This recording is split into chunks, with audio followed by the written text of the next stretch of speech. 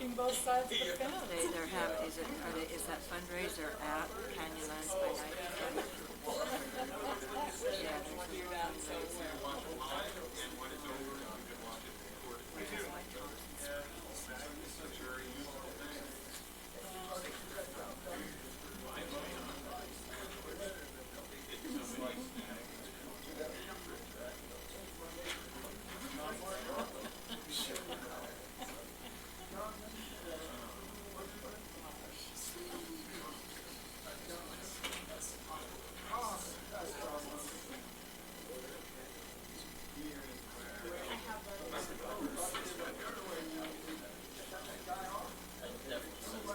Well, he asked if he could put some more on there, and you had just told me he did it.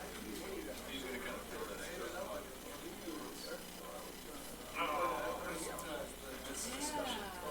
Well, you know, the advantages is right there. I guess I didn't realize they were so. I'm not sure. Maybe I should have been watching this. Because the last couple of months I've watched the Children's Planning Commissions. That's been fun. Back then, it was a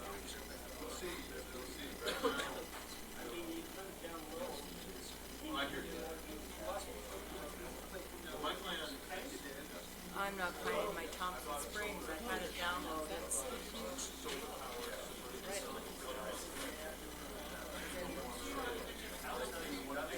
Was this one? No, that's the fire chief. He's here. Yeah, I'd like one.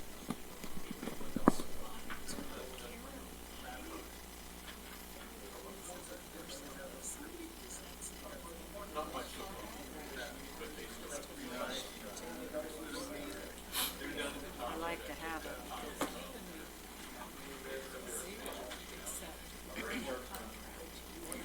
It is 4 o'clock.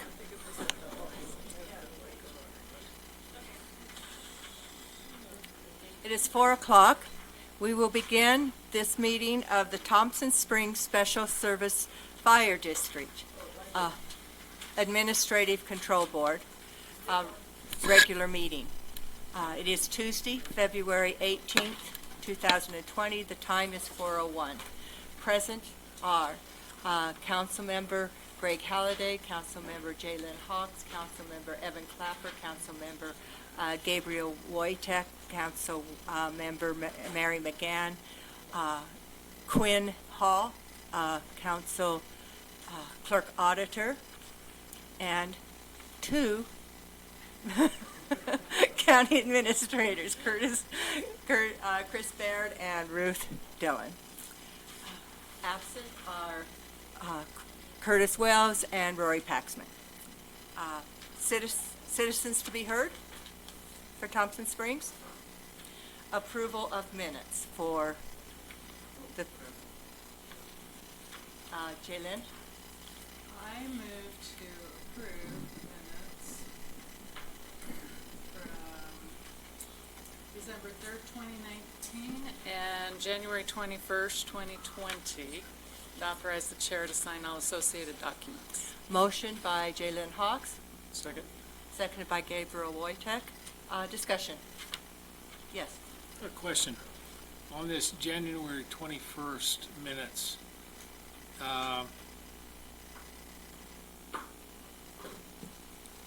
where it says Curtis Wells moved to nominate Greg Halliday as secretary of the board, is that the board for Thompson Springs or this board? I thought it was this board. This board. We're Thompson Springs Board. So it's this board.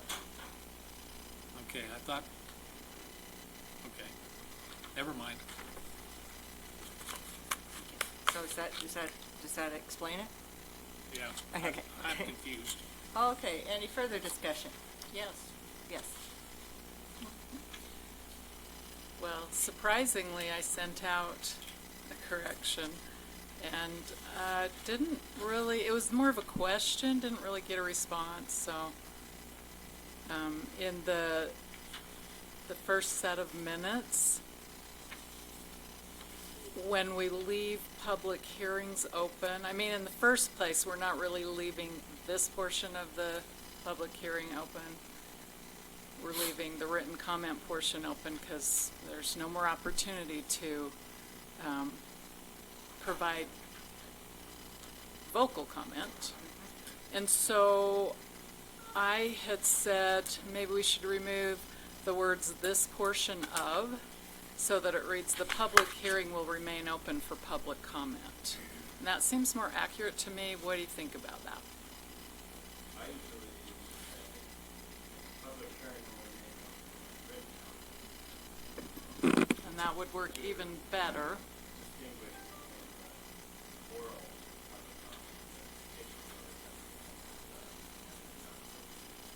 Okay. Okay, so, yeah, there's two places in both B and C where that should be done.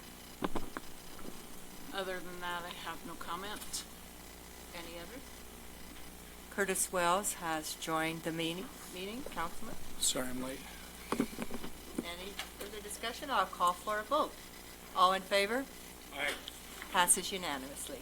Ratification of bills Approve as amended. to approve as amended. And I'm abstaining. And one abstention.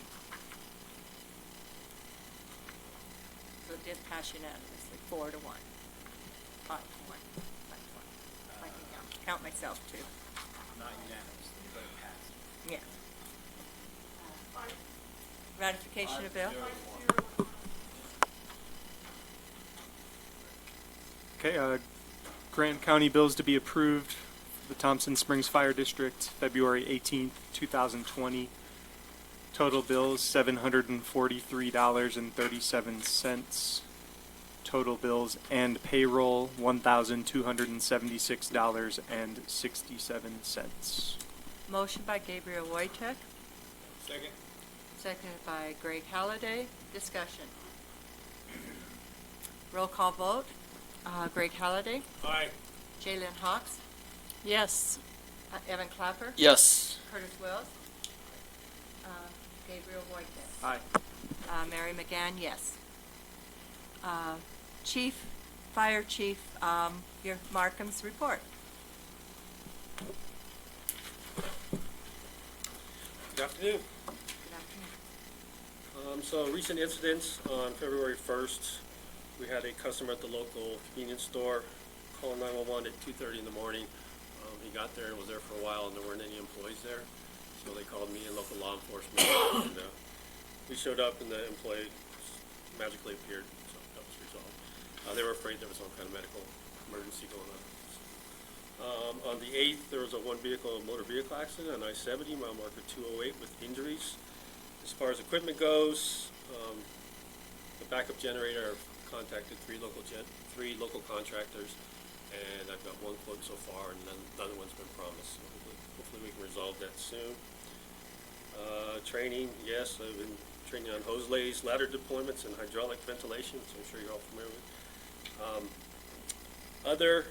I'd like to pass on the new burn permitting system. That's something that's in the works between myself and some of the other local departments as far as a new way to allow people to burn during the burn season. So maybe at the next meeting we can discuss that, but there's some stuff to be worked out there. I've been working a little bit with Chris Baird on putting together an agreement with the water district for them to use our building. Their use of the building has increased tenfold in the last several months, and basically the money spent on utilities and whatnot is coming out of my budget, so I think there needs to be an agreement as far as their usage of the building and how much they pay. So I'm working on that. Just some other things quickly. Fire danger. It's February. All the snow melted and all the grass from last spring that is 1 to 3 feet high is brown and dried out and ready to go already out there. So we'll see what happens, but I'm already seeing some indications of bad fire behavior for this year. I hope I'm wrong. And then I was going to ask you how you felt about having this meeting on the Spring Special Service Board meeting every other month. It's kind of hard for me to get here every month. I don't know if that's something I should have brought up at the end of last year, but Do we have to put that on an agenda item, an action item, correct? We'd have, Might have to look at the bylaws and see we'll what they investigate. say. yeah, we used to have it when it was out in Thompson every other month, but then things weren't getting taken care of as far as bills paid and things like that. So I think with the county taking care of finances right now, that's not a concern. That's something really important came up, maybe I could report as department head or something if it was in between the months. Yeah, we can think about it. It hasn't been a big deal to just read your report without you Yeah, if here. you don't mind that, that's, I mean, it's kind of nice to be able to take care of business at least once a month, like you say. And so I don't know that it's a big deal if you can't make it every single time. okay, I think it's been fine. all right, We yeah, just, we'll just read your report. okay. Sounds good. Thank you. There is not a public hearing, no closed session. We will adjourn the Thompson Springs Special Service Fire District meeting and open Grand County Council's regular meeting. The time is 4:09. Curtis Wells has joined us. Everybody else has remained. So that's who's here. Is that enough? And we will begin with Pledge of Allegiance. Russell, would you lead us?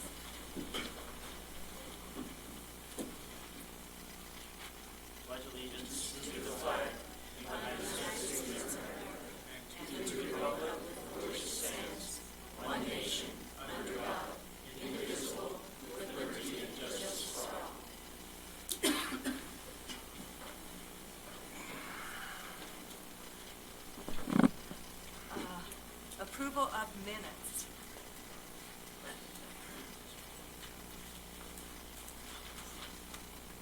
Do I have a motion?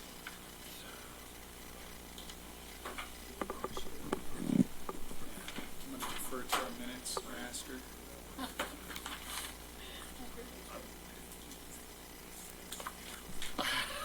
No, That's what I heard. I'm looking for the gift list. Okay, I moved to approve the minutes from October 2nd, 2019, October 29th, 2019, and February 4th, 2020. Motion by Jalen Hawks, Second. seconded by Greg Halliday. Discussion. You saw the changes I suggested in emails, very insignificant, just a couple of typos, so, no. All in favor of approving the minutes for October 2nd, Aye. 29th, and February 4th? Aye. Okay, passes unanimously this time. Entertain a motion to postpone from the joint city-county council meeting from this morning. So moved. Second. That's pretty demanding to put that on the agenda. Yeah, who put that on? You did, Jalen. It's the only way we can track it and not forget about it. Oh, there's two of you. Okay. Okay, all in favor? Aye. Passes unanimously. Ratification of bills. Grand County bills to be approved February 18th, 2020. Total bills $371,021.01. Total payroll $226,914.08. Total bills and payroll $597,935.09. Motion by Gabriel Wojtek, Second. seconded by Greg Halliday. Discussion. A roll call vote. Greg Halliday, Aye. Jalen Hawks, Yes. Evan Clapper, Yes. Curtis Wells, Aye. Gabriel Wojtek, Aye. Mary McGann, yes. Passes unanimously. Council members' disclosures. Do we have any disclosures on the agenda today? Yes. I am the co-owner of a B&B, and I plan on bringing that topic up in my council reports. Yes? I work with the American Alpine Club coordinating events, and in the past have held them at the Canyon Springs Campground. Thank you. Anyone else? Okay, thank you. We are at general council reports and future considerations.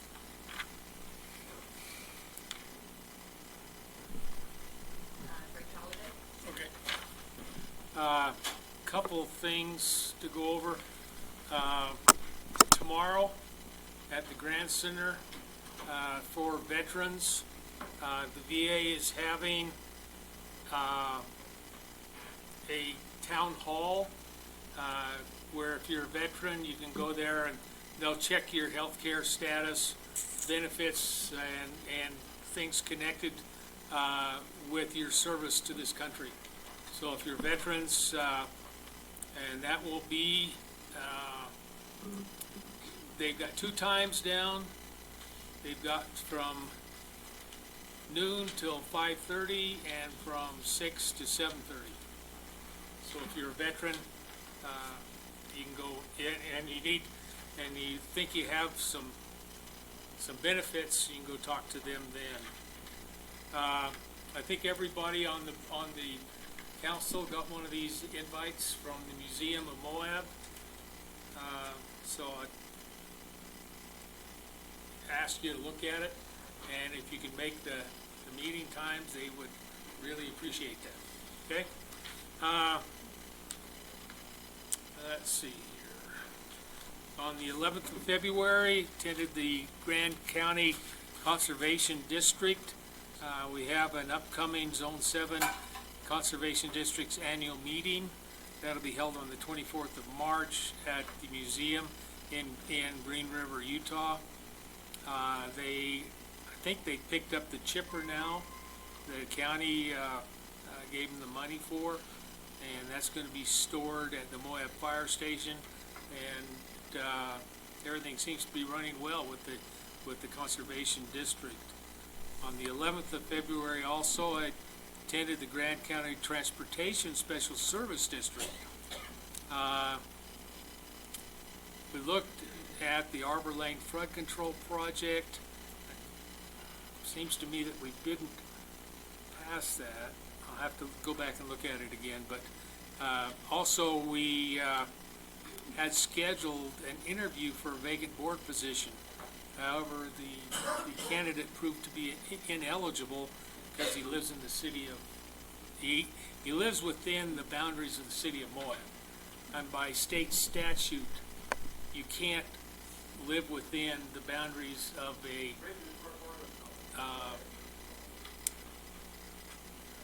You can't live outside the incorporated boundaries. town and be in a special service district. We had delegation of board positions. Ashley Wareham was elected the chair. I remain the vice chair. Charlie Harrison is the treasurer. And we have a new secretary who is non-voting, and that is Nicole Taylor. On the 12th of February, attended the Thompson Springs Special Service District. This is the water board up there. They've had one incident, vandalism, somebody going around and opening water valves and just letting them run. The capacity of the springs are flowing at approximately, all totaled, about 100 gallons a minute. And they have a request in for a CIB grant on the county's list. And that's all I've got. Thank you. Thank you. Jaylen. At the Council on Aging, the board elected new officers, and they held, so I went to that meeting. Other issues addressed at that meeting were reinstituting a call checkup. Apparently they had one gentleman who laid on his floor for 3 days. It must have been over the weekend, and then was discovered only when the senior driver to take people to the senior lunch discovered him. So they're trying to get together a group that will call and check up on people so that that doesn't happen anymore. They held a senior Oscars event at a luncheon on Friday, which I went to, and that was a lot of fun. They had an Aunt Bee award and the All in the Family Archie Bunker award. It was really quite fun, and seniors got a kick out of it. But my favorite came from correcting the minutes from the meeting 2 months ago. We reviewed those minutes, and in relationship to the overnight, it must have been Yeah, it was overnight development standards. Their version of the minutes read, "The county council is in the final stages of the devilment standards." So we corrected that, but I loved it. Which meeting are you talking about now? This is still Council on Aging. We didn't do that at the luncheon, don't worry. Oh, okay. I went back and forth. I wanted to save the best for last. I went to the County Planning Commission meeting, and they finally approved Four Corners mental health new site plan, which includes 35 spaces rather than the 55 required by code, but even half of the 35 will probably not be utilized. So that's a huge win. They had a long discussion about affordable housing units, mostly in relation to the average square footage that's required for their affordable housing, which is currently and was 1,000 square feet. So if you build one that's 500 square feet, then you have to counterbalance that with a much bigger one. There was one council member who heavily advocated for lowering that to 400 or 500 square feet, but he was outvoted. They ultimately decided to punt that part of it back to the city council and let them decide if they want to switch the square footage average. So I was just wondering, I saw Zachariah, do we have an average square footage on our affordable housing? What is it? So within the assured Thank you. within the assured housing ordinance, there is 1,000 square Wait, foot. you should come up. Sorry. requirement. I can repeat for him, but go ahead, Zachariah. Yeah, we need to get you on YouTube. Within the assured housing ordinance, if a lodging developer subject to the assured housing requirements chooses to build housing units rather than pay a fee, then those units do need to be 1,000 square feet on average. So that is in the ordinance, and it was due to the fact that when BAE Urban Economics conducted their nexus analysis and their feasibility study, 1,000 square feet was used as the base unit size, and so it was important to keep things consistent from the study to the establishment of the requirements to the implementation of the requirement. Okay, thank you. Thank you, Zachariah. And I went to the city council meeting last week. Of course, they talked a lot about the proposed parking structure. You all probably read this in the paper, but they supported ending the back-end parking requirement on 100 South. They'll be restriping that area as soon as the weather gets consistently warm enough for the paint to stick, and it will be pull-in forward parking from that point on. So for those of you like me who have not yet tried that back-end parking, you've got several weeks to try it out before it ends. However, they are considering doing it in other parts of the city where, for instance, the ball fields, the ballpark, where businesses aren't impacted by people not wanting to try the back-in parking. And then finally, as a future consideration, we got an email from Abby Scott, the chair of the Planning Commission. It was copied to Planning Commission members, Zachariah, myself as the liaison, and Mary McGann as the chair. And basically, they would like direction on a couple of items.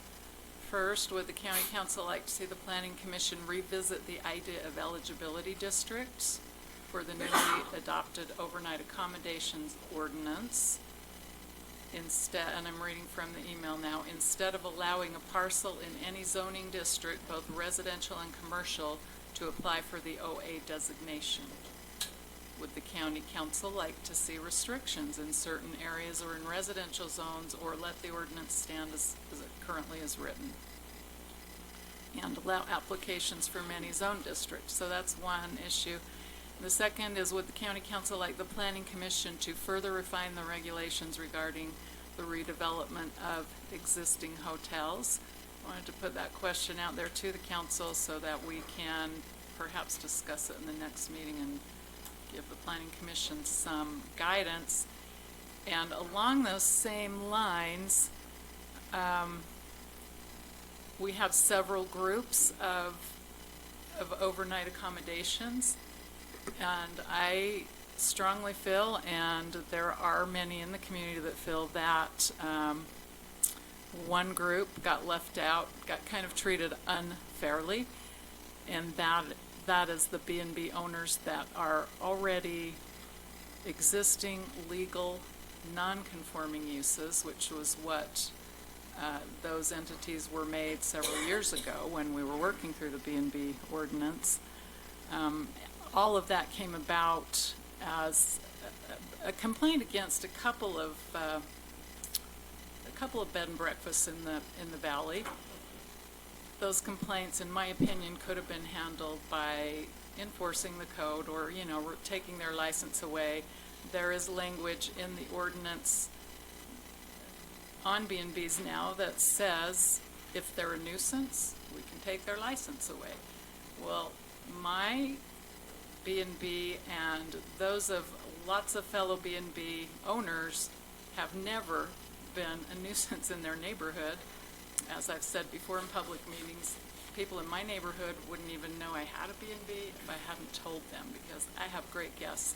And if you're talking about the guest experience, it gives the guests in Moab one more option to housing while they're here enjoying the area. And you would have to discount the hundreds of really high reviews given to both me and I know my fellow, because I know lots of people that do have B&Bs. They have really high reviews. People are enchanted with the idea of being able to spread out with their grandchildren or their children. Anyway, I guess I got a little carried away lecturing about the greatness of B&Bs, but I would like, if we're going to address those two issues, I would like to readdress that issue and possibly make the already existing legally non-conforming B&Bs their own overnight overlay district. That's all I have. I just want to clarify, so you're wanting a meeting with the planning commission or just have it part of our general? Part of a regular meeting, Okay. just a short discussion. People can think about where they're at on that. Thank you. Evan? I just wanted to highlight that there was an EMS building project update forwarded along. I don't know if everyone dug into that, but just in the effort to keep that communication open, that is there. If you missed it or want me to resend it, just let me know. That came from Andy.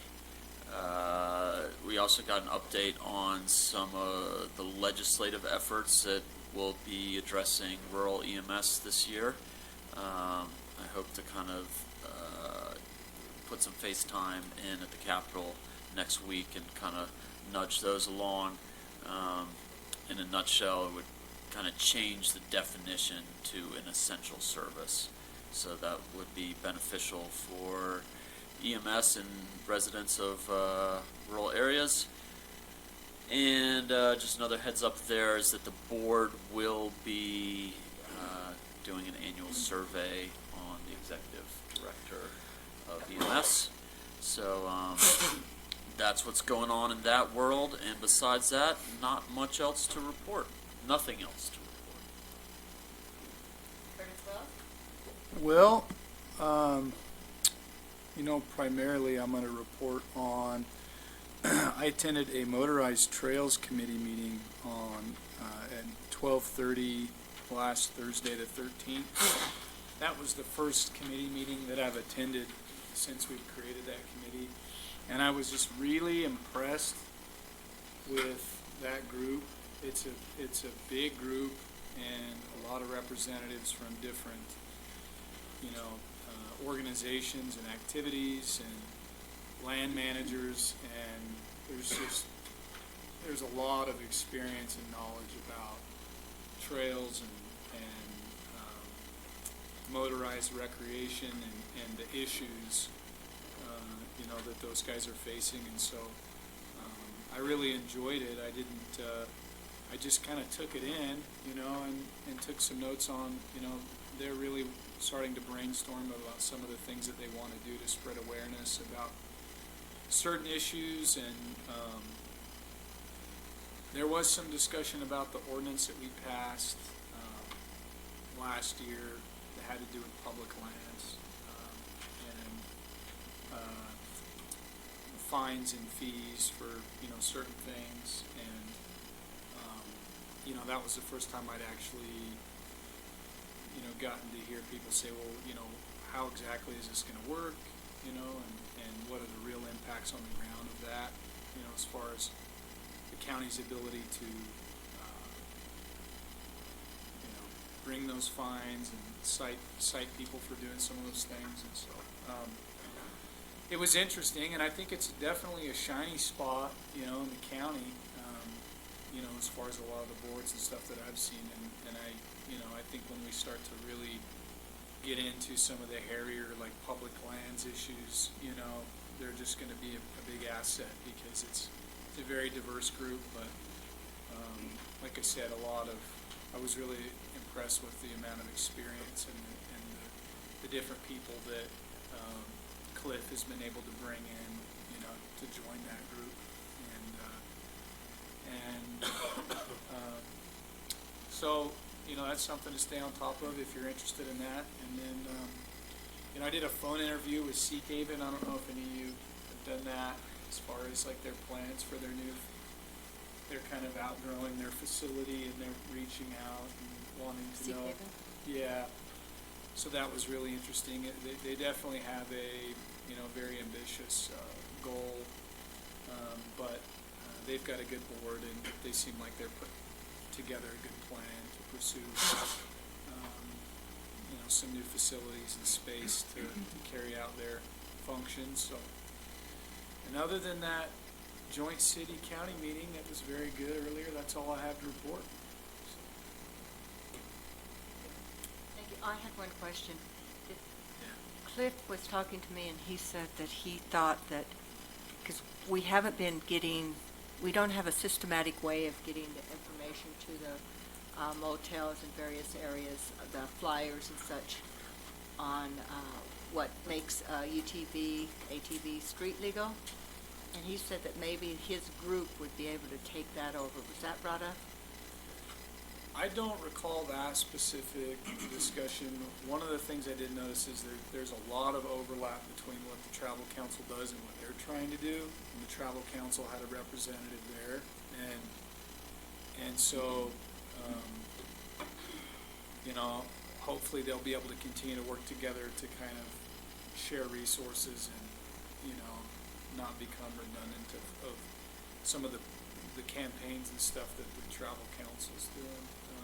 But as far as you know, outreach on that issue, I don't recall that discussion. I will email Cliff and ask where it's at. Thank you. Yeah. Great. February 7th, attended Grand Water and Sewer Service Agency meeting. Has some figures to share, updates with regards to precipitation and snow. At 9,500 feet of elevation. This reading was taken February 6th, 2020. We're at a 8.9 inches of snow water equivalent, which is 114% of average.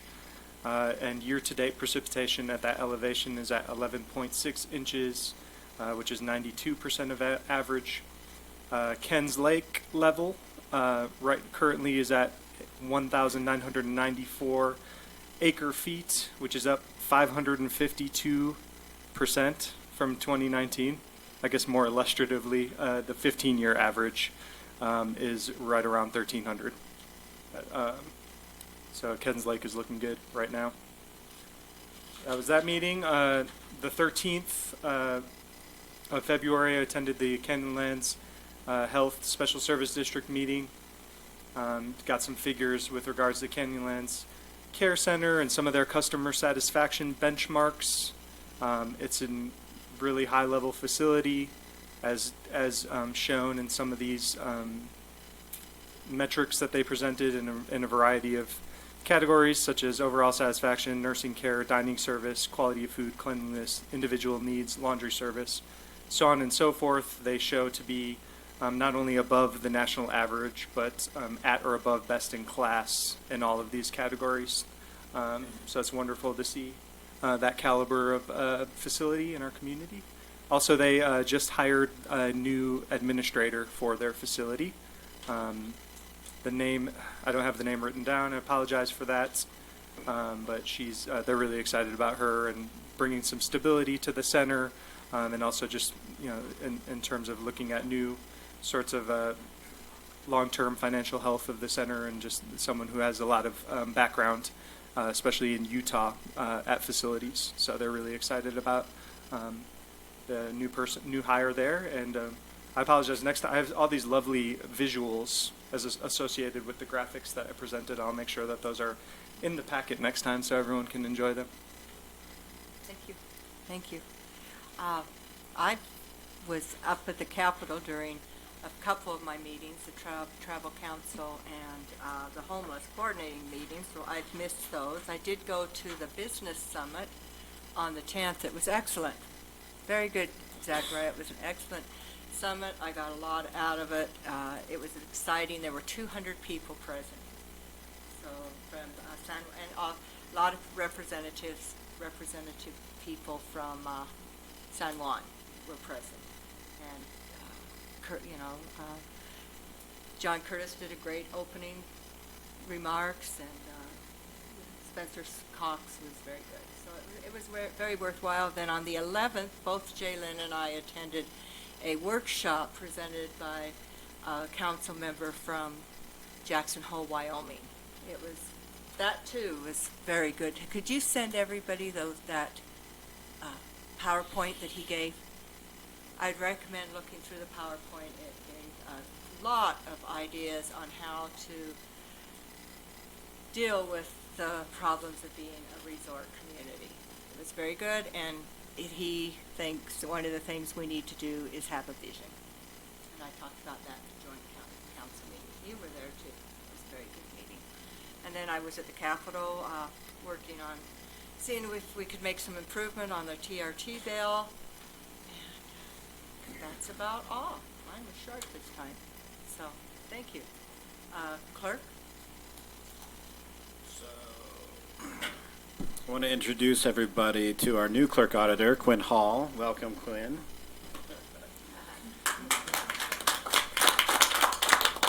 Speech? I have a speech ready. All right. So I'll give a little update on the clerk's office. We are right now getting ballots back for the presidential primary election. And so it's not actually too late to vote in that. If you're unaffiliated, you're still eligible to vote in the Democratic primary, and you'll just have to come in and vote on our voting machines. You won't be able to get a ballot mailed to you anymore. And if you're a Republican, you can also come in and vote, but you should have gotten a ballot in the mail for that. So, and I think that election day for that is the 3rd, March 3rd. So that's what's happening in the clerk's office right now. So, Chris, if you have a ballot in hand, you can still vote by mail? Oh yeah, I mean, like, you can't request if you haven't. So, since it's a partisan process, they're sending out ballots specifically, either a Republican ballot or a Democrat ballot. So Republicans and Democrats registered should have received a ballot in the mail, and if you didn't, then come in or call, and we'll figure that out. However, if you were not registered as a Democrat or Republican, you would have had to have requested a ballot of either. And to get a ballot from the Republican Party, you have to register as a Republican. However, it's too late to do that now.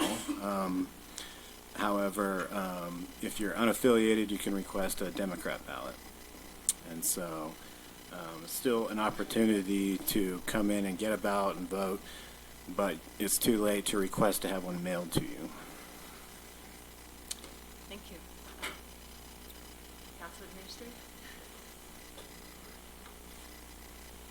All right, so today is day one of Chris as council administrator in training, and so I'm kind of pulling back more. I haven't had a chance to publicly say how excited I am. I told him, of course.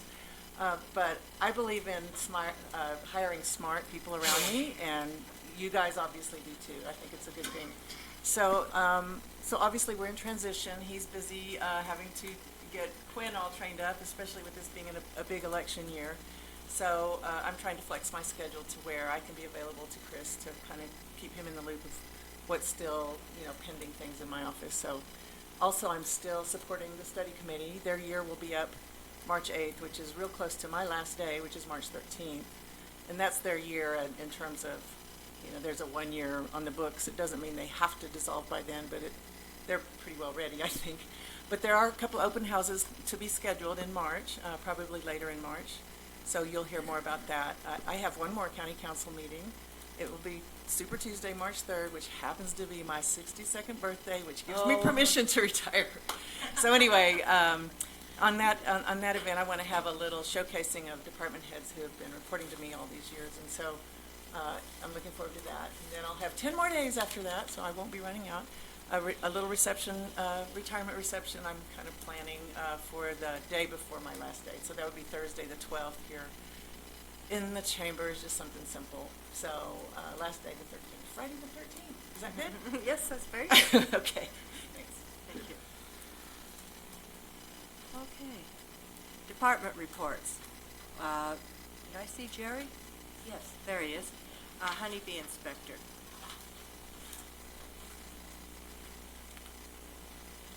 Well, I considered starting off saying it's been a quiet year in Lake Wobegon, because it has. The number of beekeepers and hives are down considerably from a year or two ago, probably at least half or more. I think it's safe to say that is because of a mite and the viruses that the mite transmits. It's the problem all over the U.S. and you might say all over the world. It's not the only problem they face, but it's the most identifiable and universal. So the numbers are down, but I still inspect the beekeepers that request it or there's reason to be inspected. We haven't had any foul brood, which is the ugly brood disease of honeybees, in the last 2 years. 2 years ago, we eradicated some it was in Green River, but there are Grand County beekeepers in Elgin, and so it was of our interest to deal with that, plus the state's interest.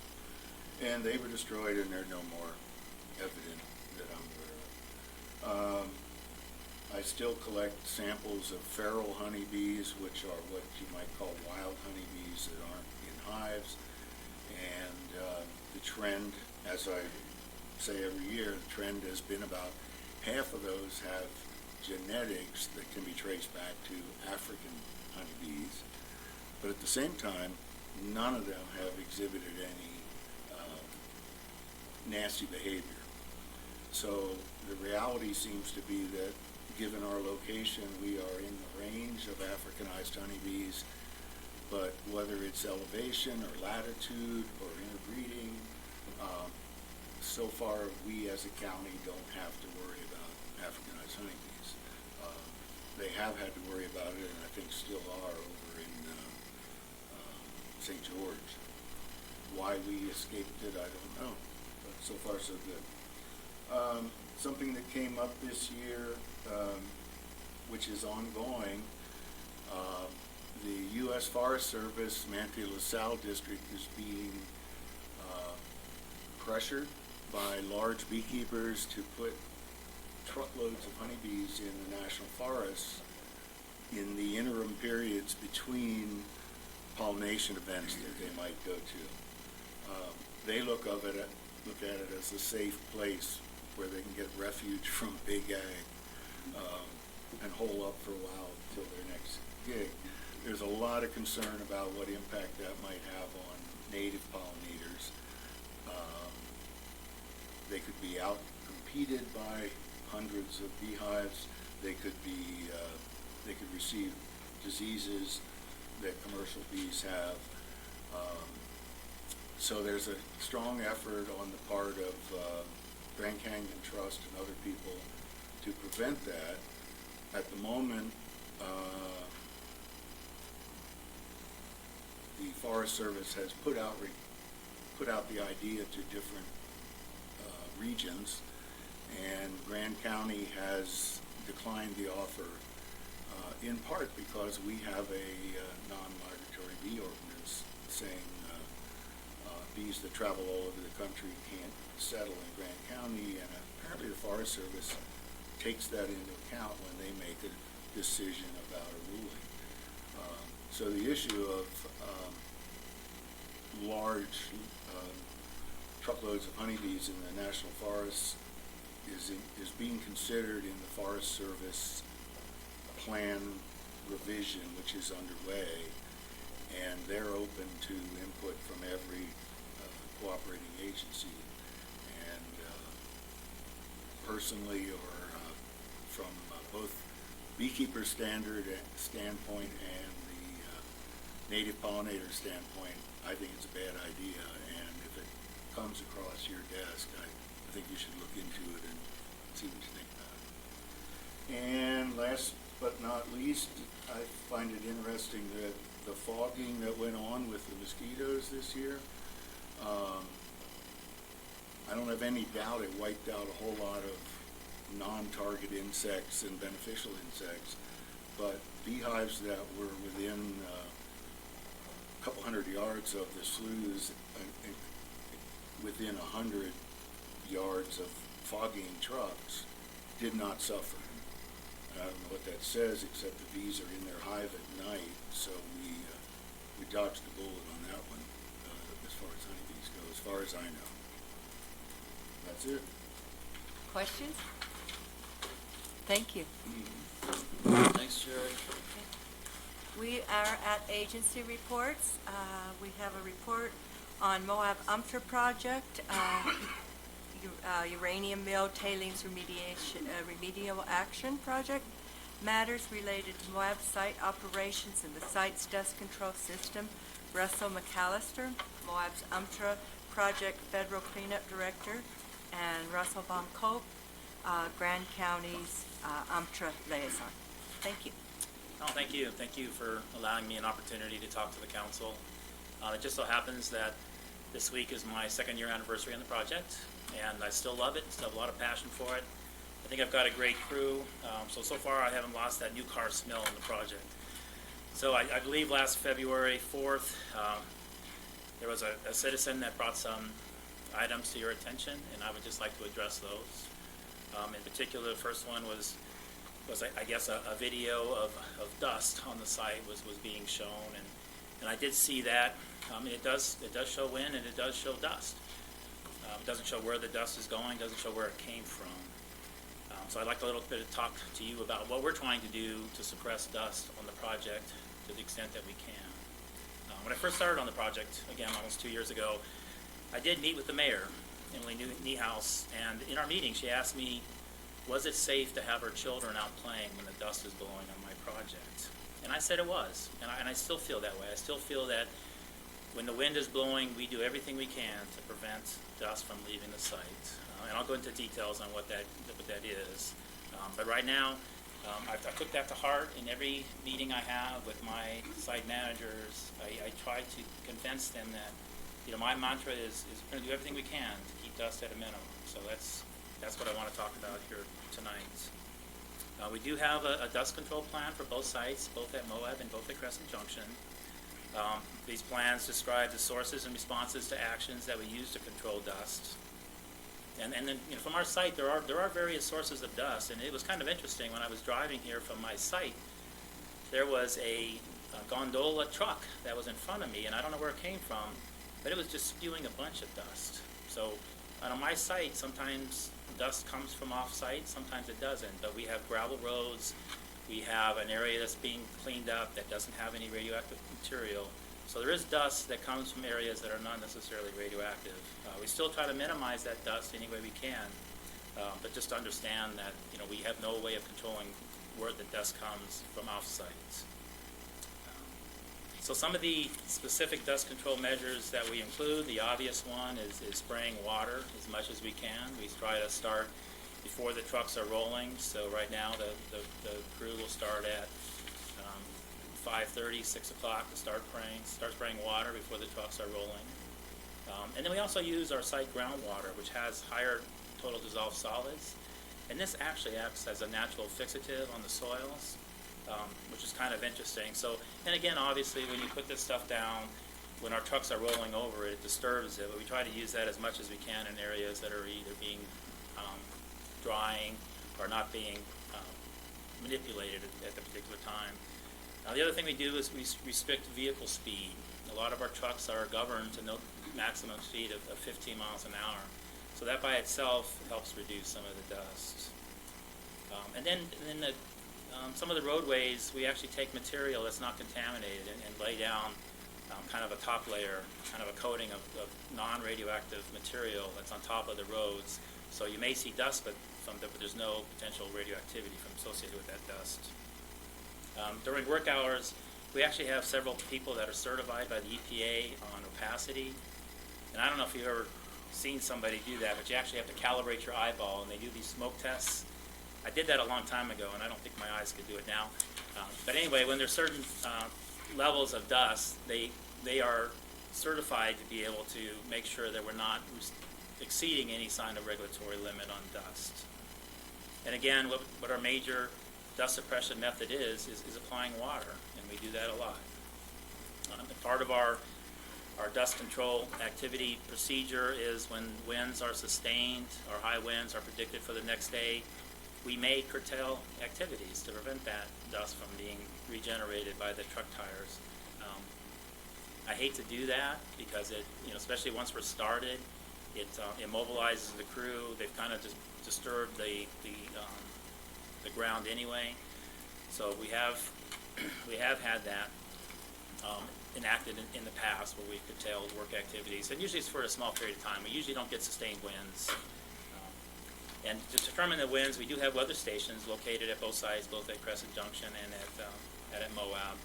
And they, of course, monitor wind speed and direction, and those help us lay down where we're going to put the water that will make the biggest difference. Sometimes if most of the prevailing wind at the Moab site is actually very fortunate. It's northwest. It's away from Moab, so most of our dust is blowing. If it leaves offsite, is blowing to the north.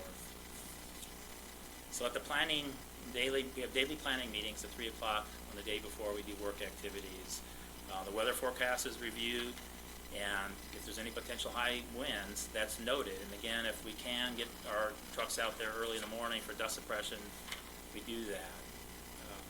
One of the things that I started when I first got here is an integrated project team to look at better ways for dust suppression. And it seems like a simple concept, really. How do you keep dust down? But it's very intricate. And the reason I formed the IPT was we had a bunch of irrigation pipe lying around. And I thought, well, like, as they did in the past, they had a sprinkler system that was used. And it sounded like a good idea at first, but the integrated project team, once you start thinking about laying down irrigation pipe and moving it for our trucks, it becomes very cumbersome. So that was an idea that, I thought it was a great idea, but apparently that nobody else did. And realistically, it wouldn't have worked. We would have had additional trucks and or additional pumps to pump the water and such. So but we are looking for different ideas. We are looking at surfactants. Surfactants bring their own set of problems. One, they're expensive. One, you're adding another contaminant to the ground that we don't necessarily want to add. But we are looking at that.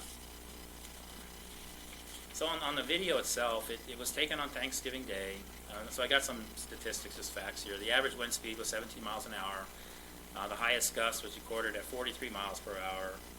And during non-working days, like holidays, we do rely on weather forecasts. We do have security staff. We do have calls from the public that help determine if they see additional dust that's above and beyond what they consider normal. So on this particular Thanksgiving, there was no forecast of high sustained winds, and we did not receive any calls. And it was kind of interesting that the citizen that took the video didn't feel that they should give the site a call for an opportunity for us to address the winds that were blowing on the site. So we do have an on-call manager. The number's posted at our gate. If a nearby, if a citizen or somebody driving by sees the dust, they can call that number. And we do have folks standing by. There is a crew that, every weekend or holiday, they're designated to be on call, if you will, if a need arises. And the only time I've been on this project for 2 years, I've only been called twice. Once by Zachariah called me, and by the time I had called the site, they were already out there putting water down. So that was one case that, that the site had already acted before I got a call. The other time was on a weekend, and by the time somebody got out to the site, the wind had calmed down, so there was no need to dust suppress. And probably the biggest thing that we do to ensure folks is we do have a network of air monitoring stations, and Russ Van Koch has reams of data there, but from a high level, is we're not seeing anything released from the site. So we're way below regulatory limits. To me, as a scientist, I understand that, but as a concerned project manager for the site, I want to get it as low as I possibly can. So we're doing everything we can to keep those levels of dust from ever leaving our project. So that's really what I have to say about the dust. So I have a couple other items to talk about. Before we move to the other items, are there any questions? Right through. All right, thanks. Okay, the other topic that was brought up by the citizen was ammonia. And so the two contaminants of site of concern for my project are ammonia and uranium. So I don't know how much you know about what the project does, but we have injection wells that we try to create kind of a dam for the groundwater for preventing groundwater to go to the Colorado River. In addition, we've got extraction wells. We've got injection wells to kind of form a freshwater lens that prevents the groundwater from migrating to the Colorado River. It works pretty effectively, but every once in a while, like what happened back in August of 2019, is we did get elevated ammonia levels in some of the side channels that had formed off the Colorado River, and these are habitats for young little fishes and stuff, and so we did get 3 samples that were above acute, or they were above chronic levels. They weren't above acute levels. So as a mitigation for that particular... Excuse me, could you explain what the difference between chronic and acute? So far, I bet some people don't know what that would mean. Yeah, so acute is immediate harm to a fish or an individual. And a chronic is sustained exposure over a long period of time that could potentially cause cancer in an individual or a fish, harm a fish. So those are the two. So of the 27 samples that we collected, 4 were contaminated with ammonia that were above the EPA's acute level criteria. So the project did what we've done in the past, is we dilute that particular channel for the fish. So we just divert some of the fresh water that we take from the Colorado upstream, and we divert it into these little channels. And that lowers the pH, so the habitat is acceptable for newborn fish. And again, we do have the injection wells. It does a really good job normally, but there are periods when you have a drought like we did 2 summers ago. It's hard for us to pump in enough fresh water to keep that lens active. Normally, the Colorado River, by its nature of its flow, provides that naturally, so we don't have to necessarily kind of accentuate that lens. In that particular time, it was just the right conditions for increased ammonia concentration in that habitat. Of a note, we didn't find any dead fish, and the habitat seemed to be fine. We monitored the pH daily on that particular channel, and it seemed to be fine. The last topic is odor on the project, and a year and a half ago, we had a dozer operator that uncovered some material that had an odor to it, and this individual actually got a headache from this material, and it was. We did notice it right away. The cabs of these dozers and the equipment out there, it does have HEPA filtration, which takes out most of the particulates. It doesn't take out all the odors. But this individual happened to drive his his dozer out, and when he opened up the door, he smelled something. And the protocol that he followed is the protocol we have, is you basically get out of there, we reevaluate the conditions, we go back in there with either respiratory protection or supplied air. We did try to determine what caused that odor. To date, we have not been very successful at finding what causes that odor. We just passed this December, we did a sampling campaign where we placed a lot of passive samplers in there trying to identify specifically if there's a smoking gun that we can go out and get. Most of these odors, they're industrial type solvent odors, if you can describe that. They smell like a gas station kind of thing. They're benzene and stuff. So far, we haven't found anything that would be potentially harmful to any individual. We are taking every precaution that we can. When we had that area that happened last year, we roped off and we didn't go back in there for quite some time. And when we did, we put the dozer operators in supplied air. So we're doing everything we can to try to prevent that from affecting any individual on site. We haven't seen, again, anything reaching our boundaries. There is a lot of stuff that was buried there that we don't necessarily know about. So as we uncover it, we're trying to deal with it. So we're taking the most conservative approach we can. Since that incident over a year ago, we haven't encountered odors again. We are very cautious that may happen, so we've got a protocol in place. Again, people basically, we get our workers out of there.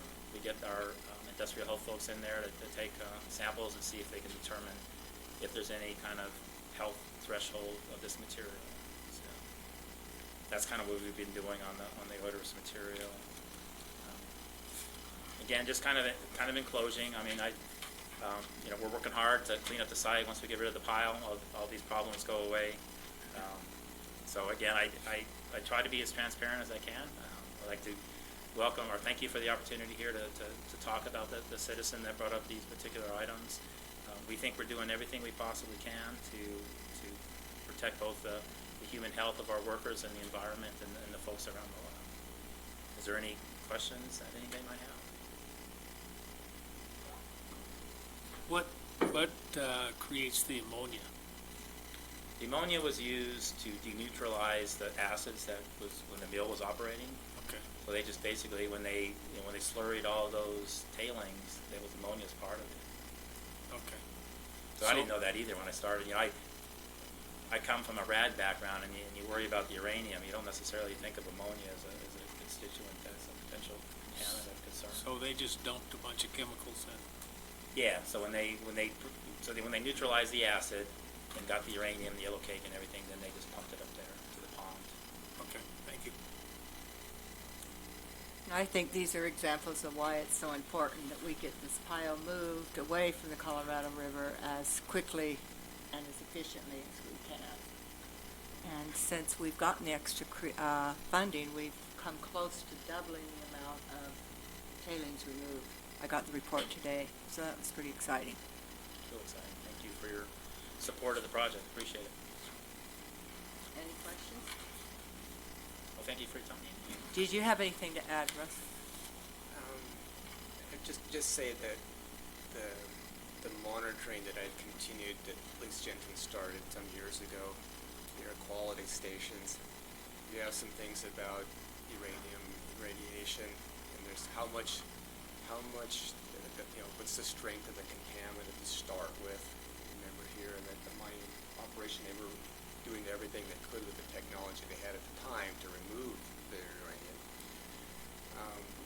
And then it's distance from how far you are from that site. It decreases as you get farther away, of course.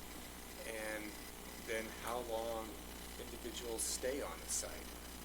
And we have some stations that show that they're still within the limits of the allowable dosage for individuals, that they're not where people live. No one lives at the junction of 191 and Highway 279. No one lives immediately south of the pile. And as you get farther away from the pile, the dosages that are measured and reported on quarterly by the project's extensive quality monitoring system show that it increases, so when you get out farther, into the community, they're in low limits and well within the safety guidelines. And you can go on the UMTRA site on our page, our county page, and you can pull up the reports that Russ gives all the time if you're curious. They're available. Any questions? Yeah, one thing too, I kind of learned this from a previous site is, we'll make those available hard copy. It's interesting in this society, or this world we're in, I think everybody has internet. Well, my old site was in Portsmouth, Ohio, and 41 of the people in that area did not have internet, so we had to give them hard copy reports. So if anybody has a concern or wants to see the data, we're happy to provide it. Thank you. Thank you. Okay, the delivery of Utah Division of Wildlife Resources, UDWR's annual payment in lieu of taxes, PILT of $4,358.49 to Grand County, and update of DWR's activities within the county. Chris Wood. Good afternoon. I'm Chris Wood. I'm the regional supervisor for the Southeastern region for the Division of Wildlife Resources, and I come to the council about this time every year and deliver you our PILT payment, our payment in lieu of taxes. And this year it's for $4,358.49. And that's the payment for two properties we own in Grand County. One is about 1,200 acres. It's the Nash Wash Wildlife Management Area, which is in the South Book Cliffs, also was known as Cunningham Ranch. It's a piece of land we have out there that we manage for wintering mule deer and elk and other wildlife, and we own it and manage it for public use. And the money we use to manage that piece of property and also pay this PILT payment comes from hunters and fishermen and sportsman dollars who buy licenses to hunt and fish in this area and throughout the state. We also own about half of the Matheson Wetland Preserve here next to Moab, and we own that with the Nature Conservancy and have a great partnership with them managing that wetland. I should note that it's been recently renamed to be the Scott and Norma Matheson Wetland Preserve to honor Norma Matheson, who was a great conservationist and who loved the wetland. So that's just a recent change, and the signs will go up really soon on that. I'll deliver this payment, answer any questions you might have. We have a great partnership with the county. We appreciate all you do with us, and we have one law enforcement officer, Adam Wallerstein, who lives in Grand County and has a great working relationship with local law enforcement and the sheriff's office. He's been actually really instrumental too, and the big news of the year in Grand County has been the death of Cole, the Grand County's favorite deer, and he died of chronic wasting disease, as you probably read in the news reports. And the local press has done a great job covering that story and explaining chronic wasting disease and some of the challenges we have with it in this area. There was an article last week that mentioned that we encourage the residents not to feed deer, especially the urban deer who live in this valley, because it helps spread the chronic wasting disease. So with that, I'll deliver this check and answer any questions you might have. Questions? Okay, Thank you. Thank you, Chris. Okay, item P is where we will be discussing citizens to be heard. So tonight we will be conducting citizens to be heard as we always have. This is the portion of the meeting where people can speak on an item that's not on the agenda. If you want to speak on an item on the agenda, we will still have you fill out the card that's by the table and hand it to Chris Baird, and he'll hand it to me. And I will do my best to remember to call you when it comes to that time. So this is the citizens to be heard. We like people to keep their comments at around 3 minutes, if possible. We are flexible to a point, but we do have a lot of stuff to cover. Do I have any citizens to be heard?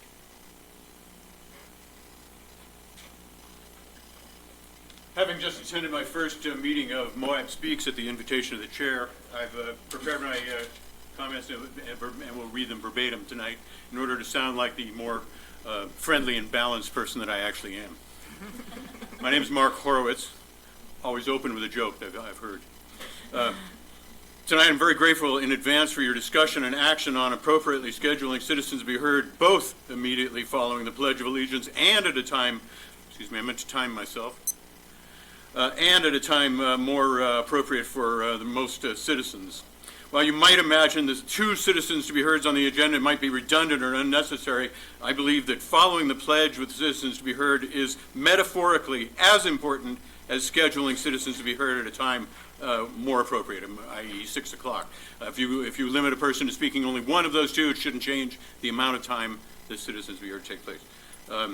I appreciate that a citizen may now speak to items that are on the agenda. However, I think it is not appropriate to restrict speaking to an agenda item only at those scheduled times.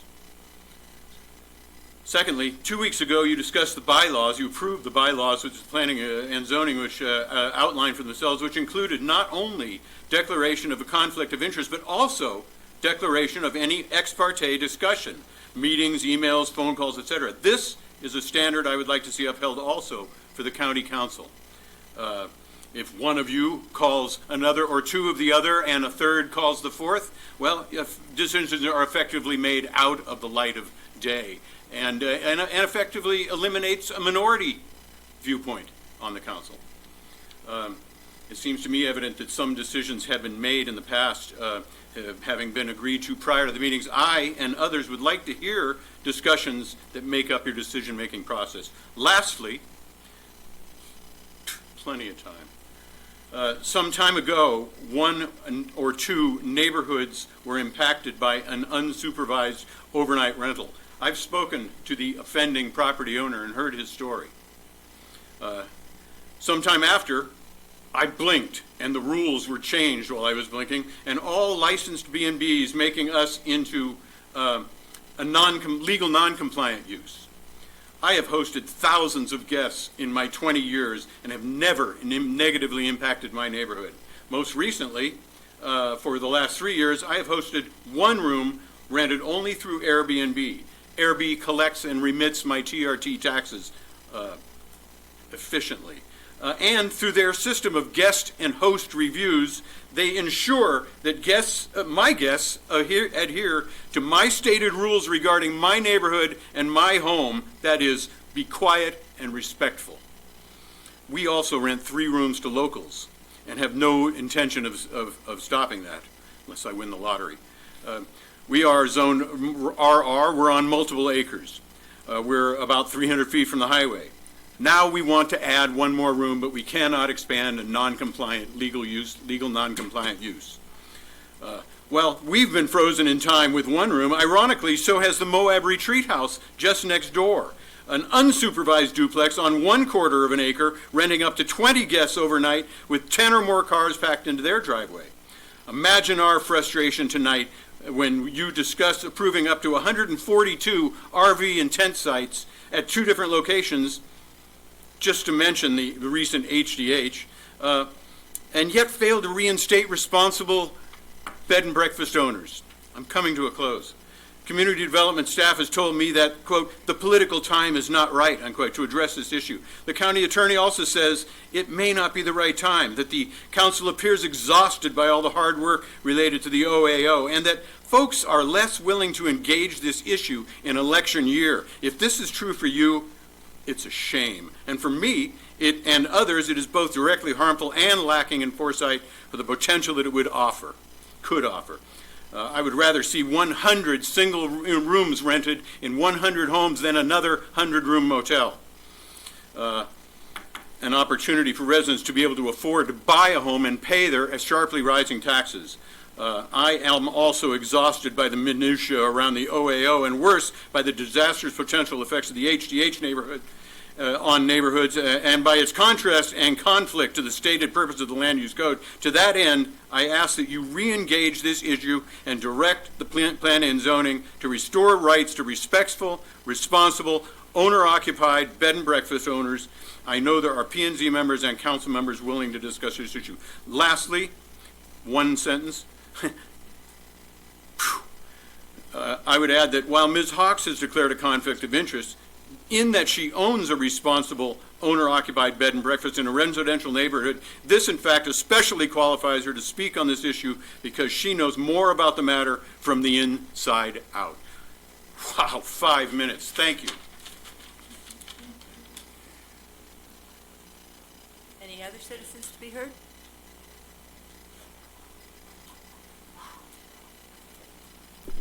Hi, Michael Atkinson, citizen of Moab in Grand County.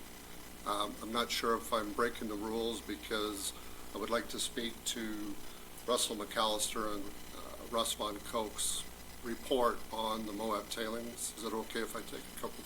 It'll be short tonight. I respect Russ so much. I've had dealings with Russ, and I think he's a straight shooter.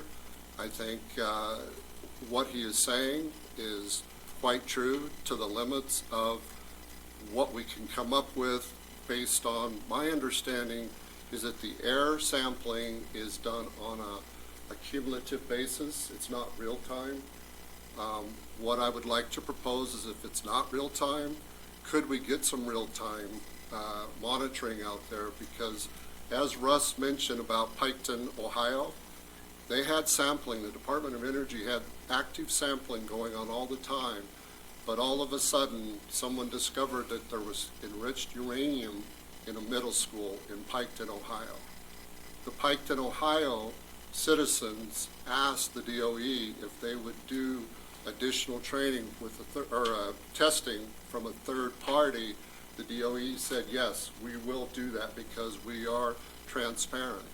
I would just like to ask to see if anyone would give me, support me in trying to get the DOE to do real-time testing out there. Because on Thanksgiving Day, part of the reason why I wasn't able to take a lot more videos because I was late getting my brother from the Grand Junction Airport because he wasn't able to fly into Moab because of some kind of fiasco. And so I was just able to take a little bit of it, but trust me, I know where the dust was coming from. It was not coming from across from the pile, it was coming off of the pile because I did go down to turn around and I saw where it was coming from. Okay. So, short tonight, huh? Thanks. Any other citizens to be heard?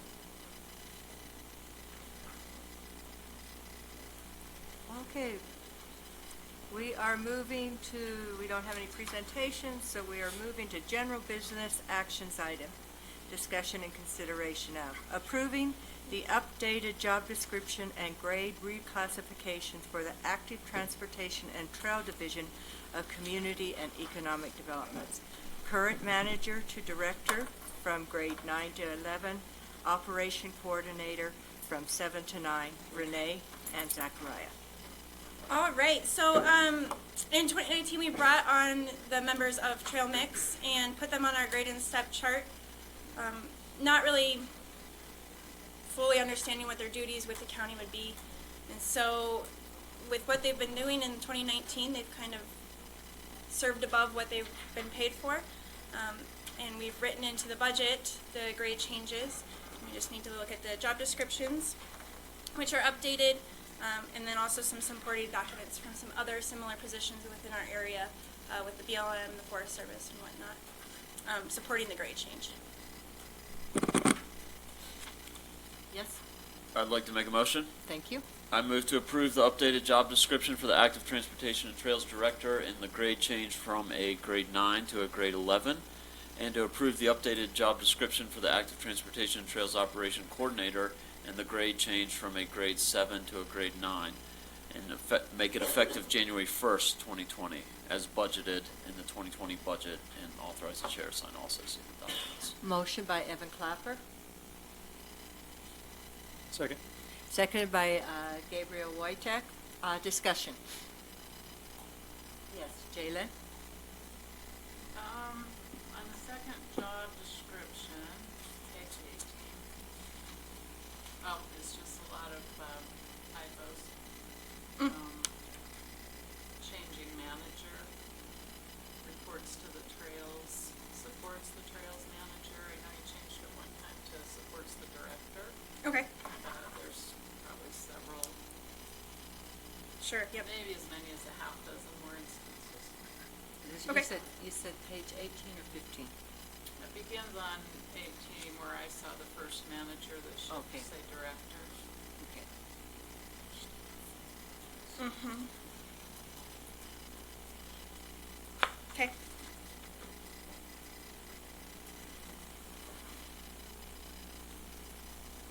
Madam Chair? Yes. Just some further discussion. I think these guys, these positions have been really beneficial to the county and our master plan and trying to remain a tourist destination. And they also add a lot to the quality of life living in the valley.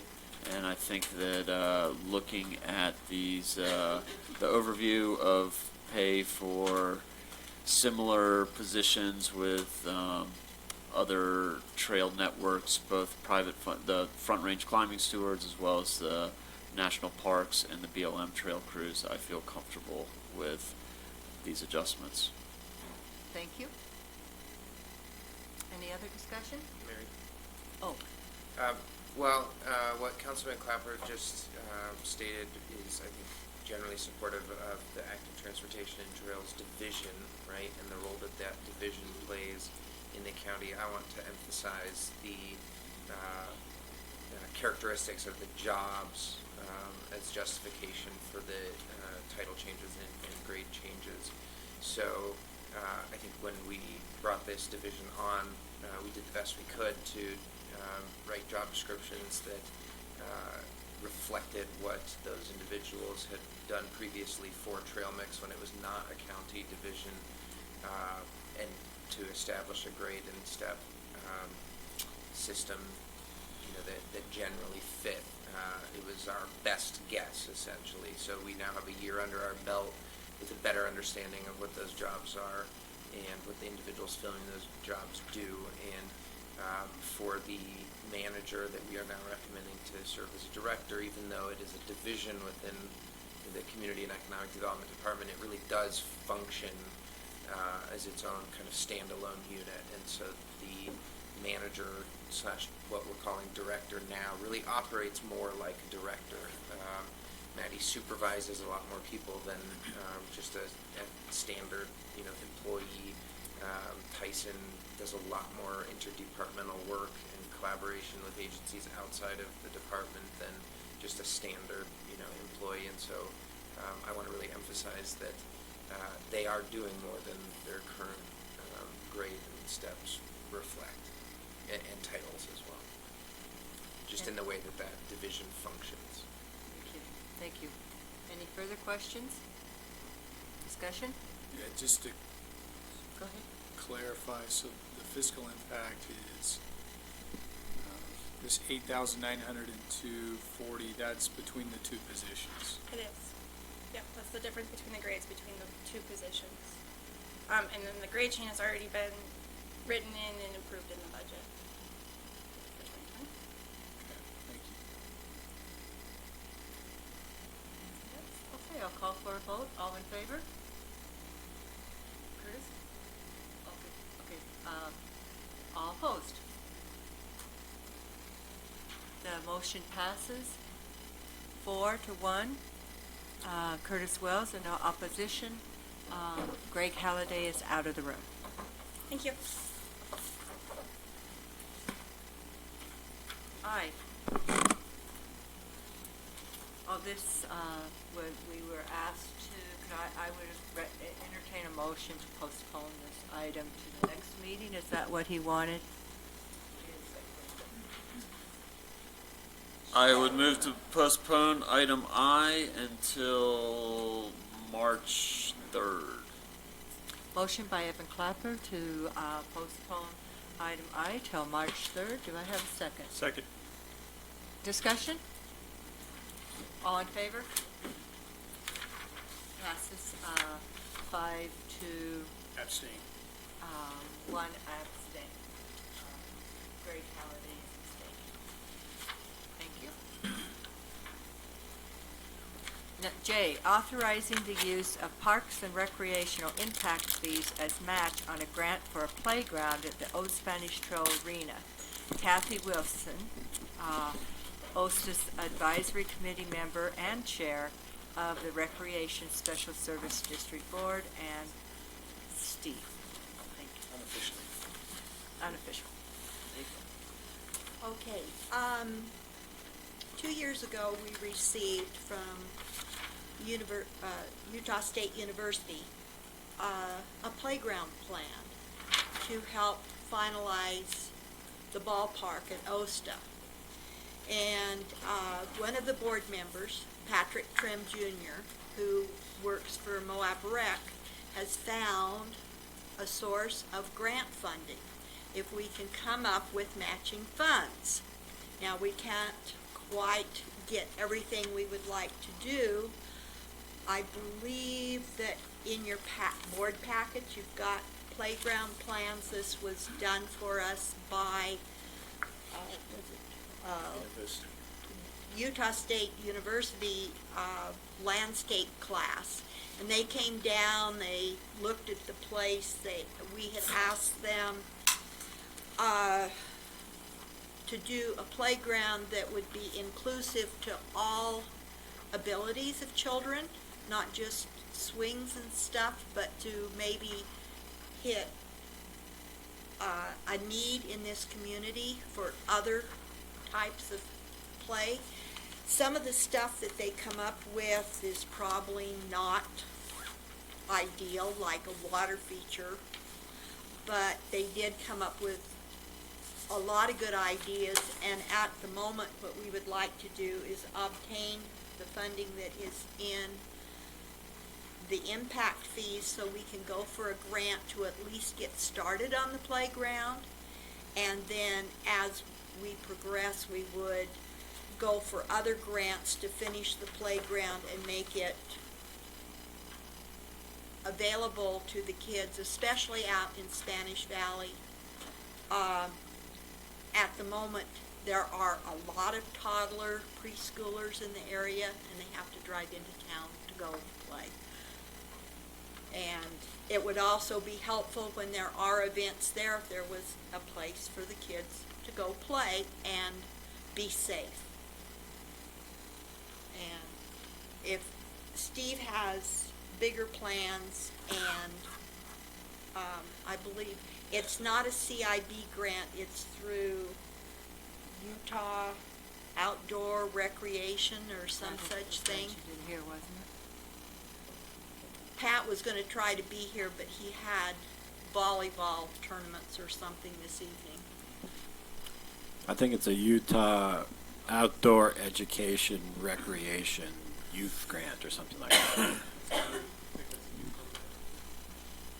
And so, I'll just say, while I have the mic, that we stopped collecting the Parks and Recreation impact fee once the ball fields were finished, because our impact fee plan calls out that the Parks and Recreation impact fee was collected specifically for improvements at the Old Spanish Trail Arena, and that's the only call out. And so, because we have limits time-wise on how we can spend this money, I think that it's great that we've come up with something that is applicable to our impact fee plan and that we can put the balance of this impact fee toward.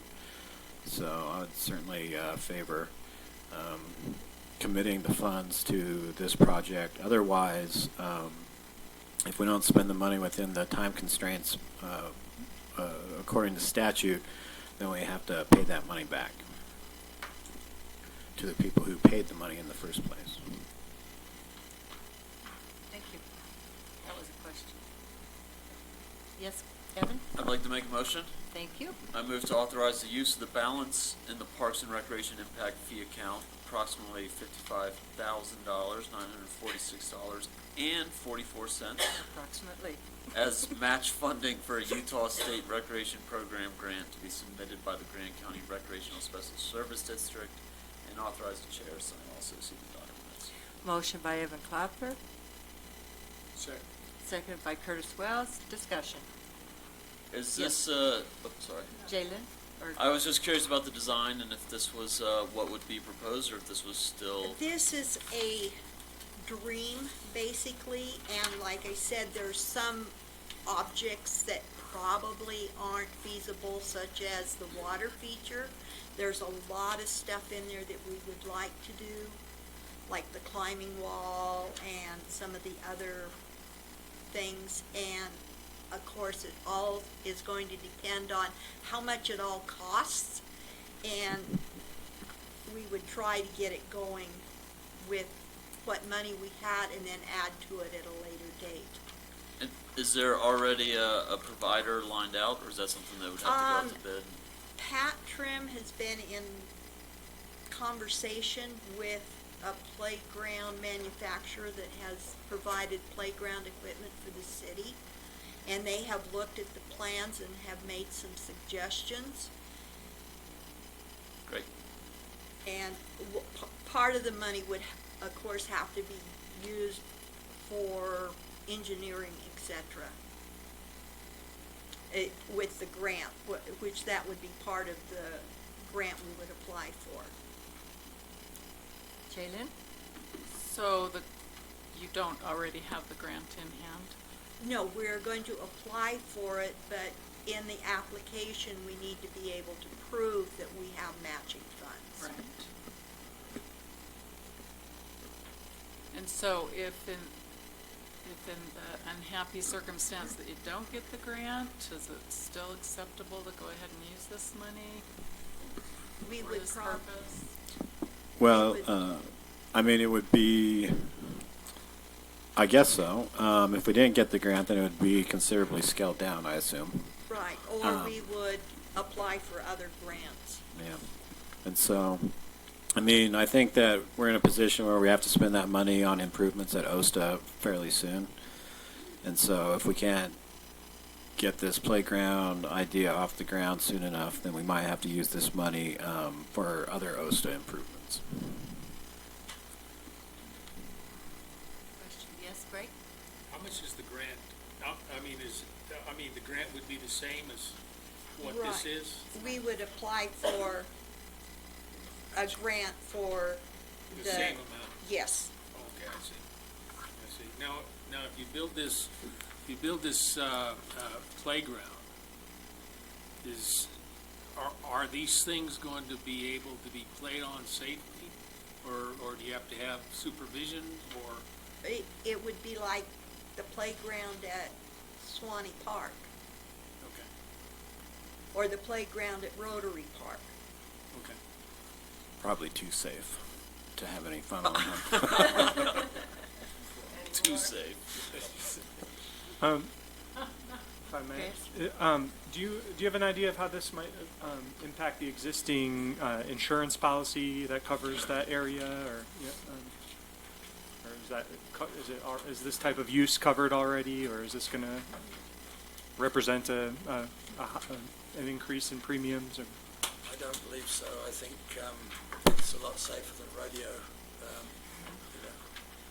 type activities for kids. They're involved in that. So I believe we're covered, but we can check into that.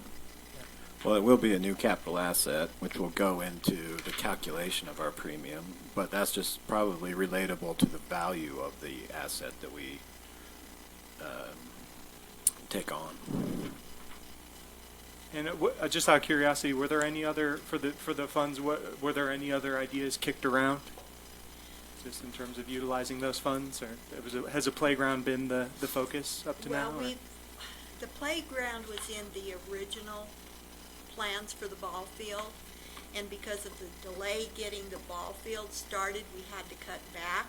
So the picnic area and the playgrounds were deleted, along with a few other things.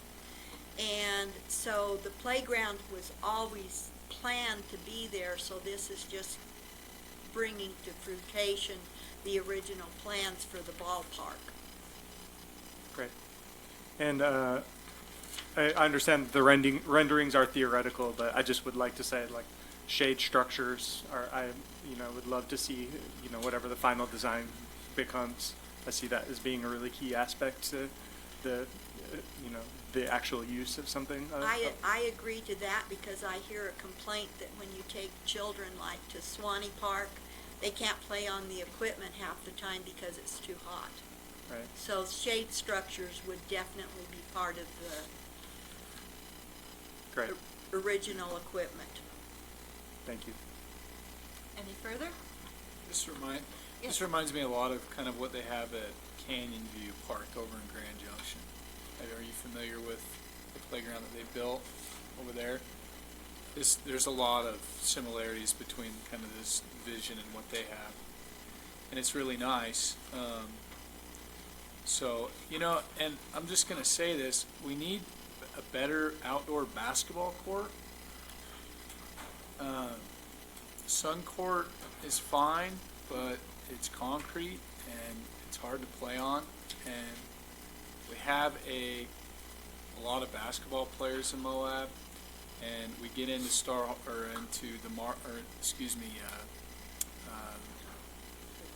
the gym by City Hall when we can. And there's a half court that's set up at Rotary Park, but it's really not much for a real basketball game. And, you know, the rec center, of course, didn't incorporate indoor basketball. And so there's just like this pent-up demand for a place for people to play basketball. And Sun Court's just, I was a kid when they put Sun Court in, and it's just always failed to gain traction because it's just a miserable place to play. And so if you take note of that, I'd appreciate it. There's been requests for basketball, there've been requests for pickleball, Yeah. and, yeah. Okay. Well, I spoke my piece. Thank you. Okay. Any further? Call for a vote. All in favor? Aye. Passes unanimously. Thank you. Thank you.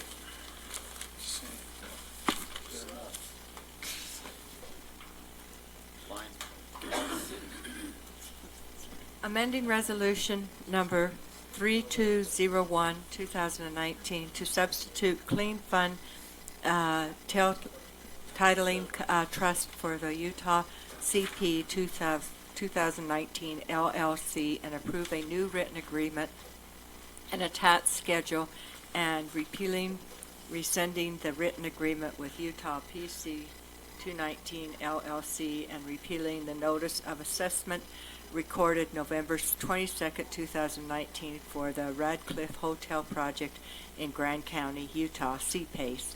Christina Sloan. This one, you know, we approved the CPACE funding recently in December, so this one's a somewhat high maintenance cleanup request by these guys, the owner of the hotel. The CPACE funder pulled out prior to closing. Apparently that's somewhat common, but they do have a new funder, which is this Clean Fund Tiling Trust. As you recall, this is a project in the city, the old Gearheads location, but we're involved because we have the property tax. So this CPACE energy funding incentivizes, you know, green funding and other projects via some tax incentives that only we can offer and only we can levy. This assessment lien that we then assign to the lender. So this is just substituting the lender. Otherwise, the whole package of documents is exactly the same, exactly what you reviewed in December with the new lender. Great. Gabriel? I'd like to make a motion to amend Resolution Number 3201, 2019, to substitute Clean Fund Titling Trust for Utah CP 2019 Limited Liability Corporation and approve new written agreement and attached schedules, and rescinding the written agreement with Utah CP 2019 LLC and repealing the notice of assessment recorded November 22nd, 2019 for the Radcliffe Hotel project in Grand County, Utah, subject to final review and approval by the county attorney, and authorize the chair to sign all associated documents. Motion by Gabriel Wojtek. Do I have a second? Second by Evan Clapper. Discussion.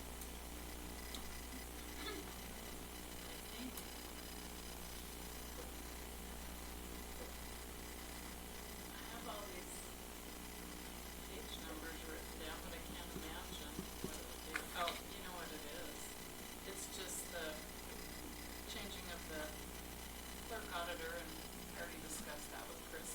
I'm going So did,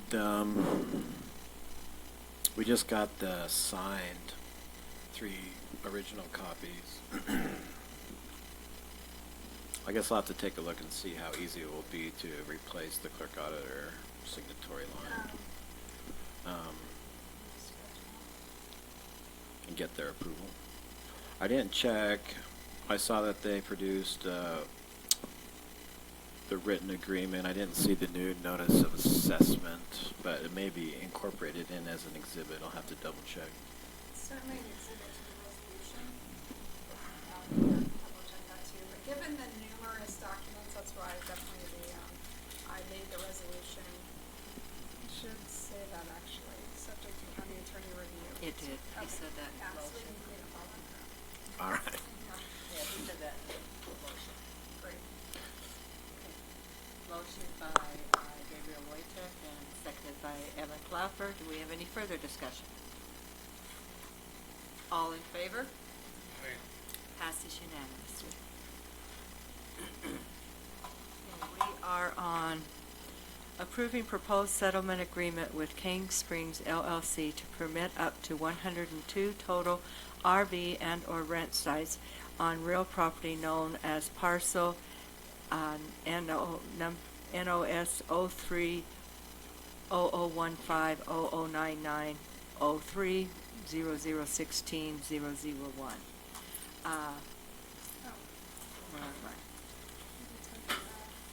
Subject to the compliance with federal, state, and local law, including Grand County's Ordinance 609. Christina Sloan and Zachariah Levine. And just note, the title in my agenda summary is correct, but the parcel numbers and the recommendation should be 9901 and 02. So if we get a motion, FYI. 99. 99's in there, 01 is correct, and then that third one should be 03-0016-0002 as the third parcel number. So this is the Cane Creek campground that we all know along the river down Cane Creek. We've discussed this one in closed session. This is a settlement of potential takings claims that has arisen from the OAO standards, not the actual ordinance, right, that we passed recently. This one is unique because there has been high-density historical camping use on that property, although illegal, but certainly high density.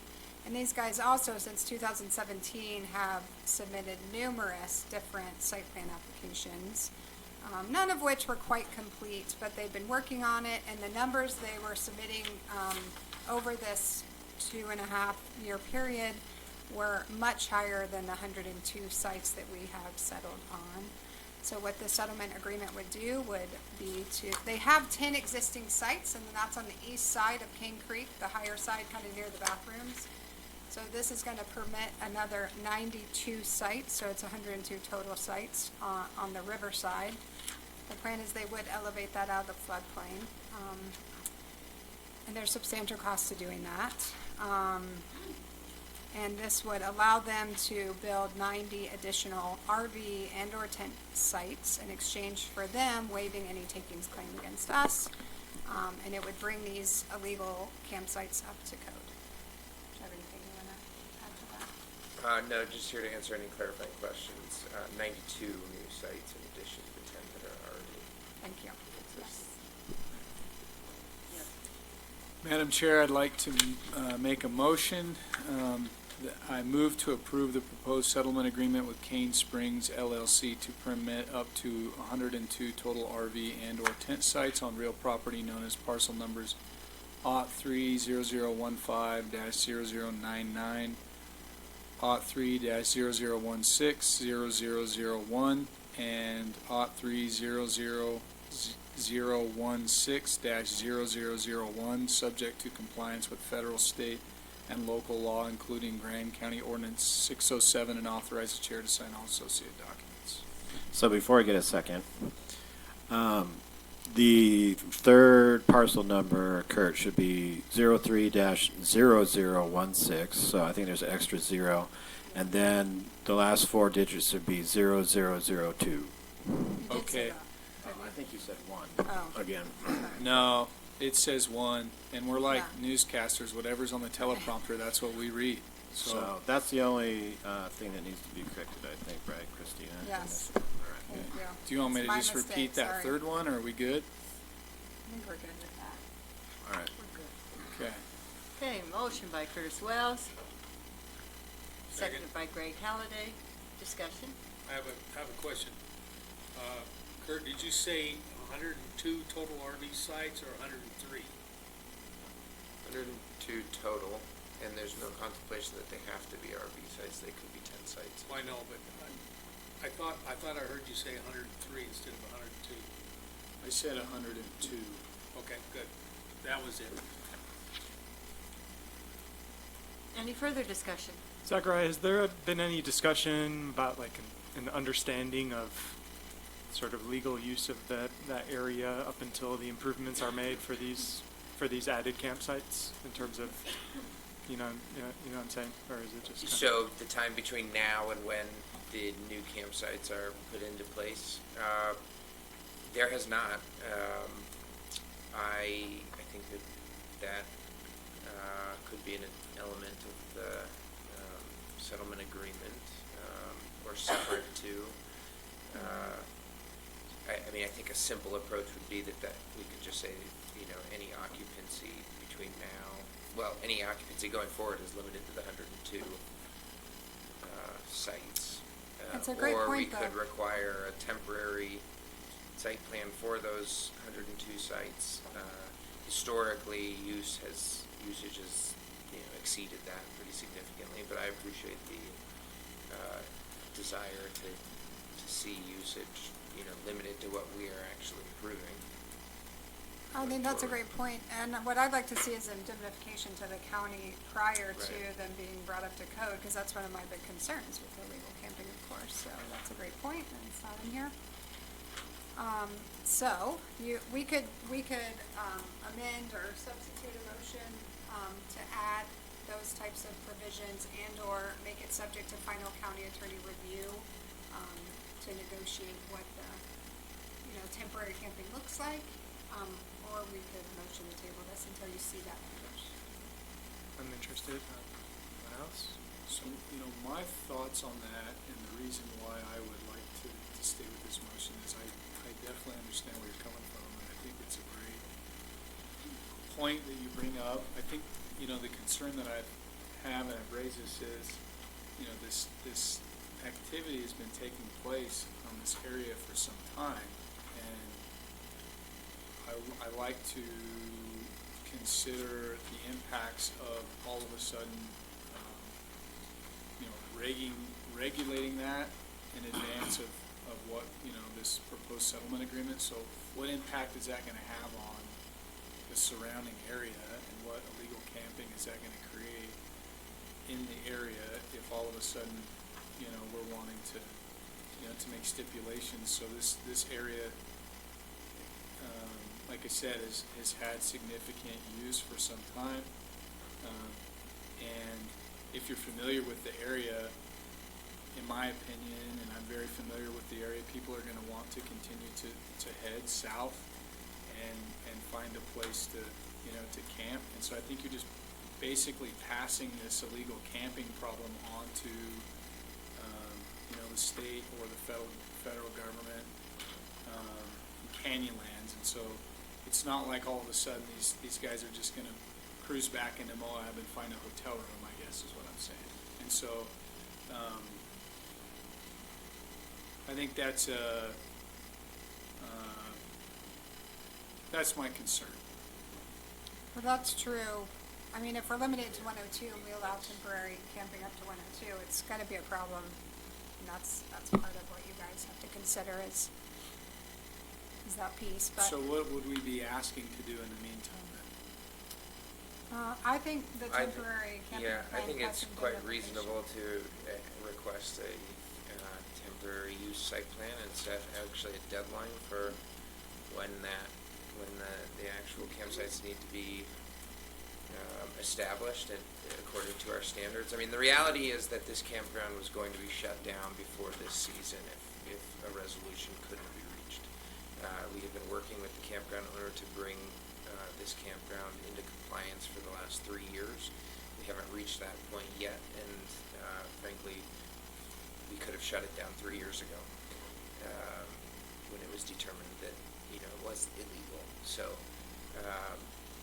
you know, we are incurring, you know, some liability and risk by allowing them to continue operating in an illegal state right now, and I don't think that requiring at least a temporary site plan, you know, exacerbates the issue that you've raised, because the 102 site limit is being imposed on them at some point. What's the gap, so this timeline, what is this? So if we're saying that we have this gap where there's basically, you know, no plan in place, you know, to regulate the amount of campsites, like what is this timeline we're talking about? Well, it's ultimately up to how quickly the developers can, you know, get their infrastructure in place and operate the campground. I mean, I think it's also reasonable to, you know, for the county to take a position that says you can't operate at all until your 102 sites are formalized. I think it could take a year. There's some substantial improvement that has to happen to bring those sites up to code and in the floodplain. So I would recommend a temporary site plan that is effective for a year, so that we're not here again with a provision to indemnify the county in the interim if anything were to happen. So you think the safest route would be to ask for a temporary site plan? Is that what I'm hearing? And an indemnification of the county. Yeah. Can we approve it like with a contingency or something, you know, subject to approval of the site plan or something like that? So you guys want to see the site plan, which is fine. That's what you want it have to in mind. come before us or authorize the attorney to do that? I'm fine with either one. I'm fine with either route, but I think it's important to have something in place. I'm comfortable having Zachary and Christina look at it. I don't think I necessarily need to see it, but I do think it's important that we have it included in the motion. Yeah.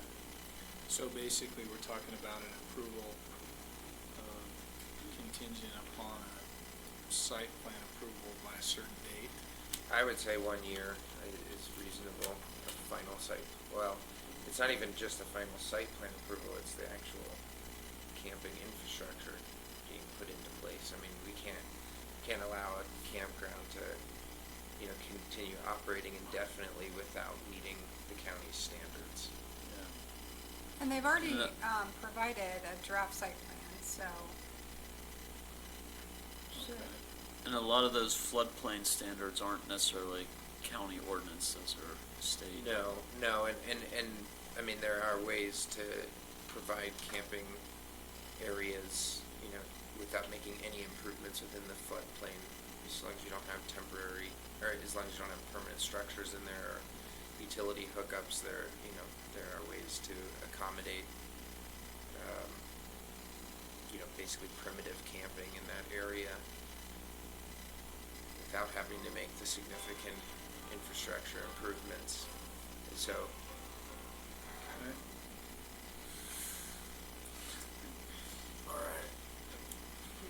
Can we just do a, should we do a substitute motion or so I would amend say, it? like, you know, with campground compliance to occur within, or, you know, compliance within campground standards within a year.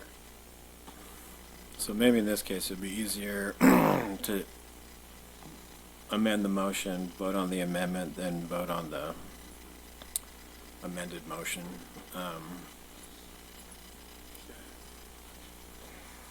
Do we feel like a year is a reasonable enough timeline? Yeah. I think so. Jeff, what do you think? You can, I mean, we have the project applicant here. You can Yeah. join us. Good evening, Gotta introduce yourself. I'm Jeff Phillis with Set Engineering. We've been working with the applicant for some time now on developing a new site plan. they had kind of spun wheels for a while, up until maybe the end of last year. And we contemplated hurrying a site plan application in before the end of the year.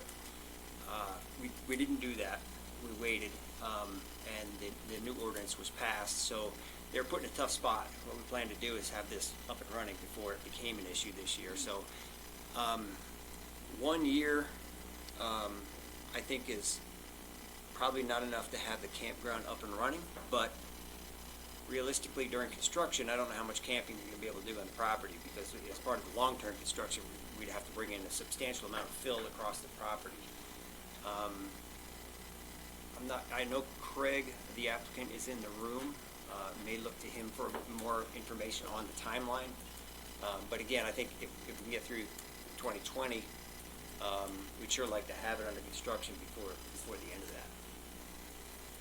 So, but it, and maybe, Craig, I don't know if I'm gonna be able to avoid coming up here, but. I really don't think it's going to be an issue. The temporary camping, as I said, is once stuff starts moving, it's probably not going to be good for temporary camping anyway. So if we can get through the busy season, my concern is this. When we tried to close the campground, when Zachary said, hey guys, look, this has been illegal for a long time, there's a lot of issues, we actually put chains across the openings. And within a week, when we came down, there were people on the site, and when we said, hey, you're on this site, they literally said, we've been camping here for 20 years, there's not a damn thing you can do to stop us. And then we'd have to drive to the back of the canyon to call the police, the sheriff to come out and do it. So logistically, we're just trying to figure out how to do this. So if we can get the 102, and then we can put that into our plan and say, yeah, we're not gonna have the camping until the whole thing's up and running, a year I think is fair. I think we can get there. So, because we'll end up, when construction starts, we'll basically have to close everything off. So the language for the substitute amendment, or the substitute motion would be, remind me again, so 1 year for what? I think it should be approving the settlement agreement contingent on the submission of a temporary site plan for 102 sites, compliance with campground standards on or before February 17th, 2021, which is ordinance 607. So we should say compliance with ordinance 607 on or before February 17th, 2021, and an additional indemnification provision to benefit the county until And the site plan is final. So I actually would say a temporary site plan that would be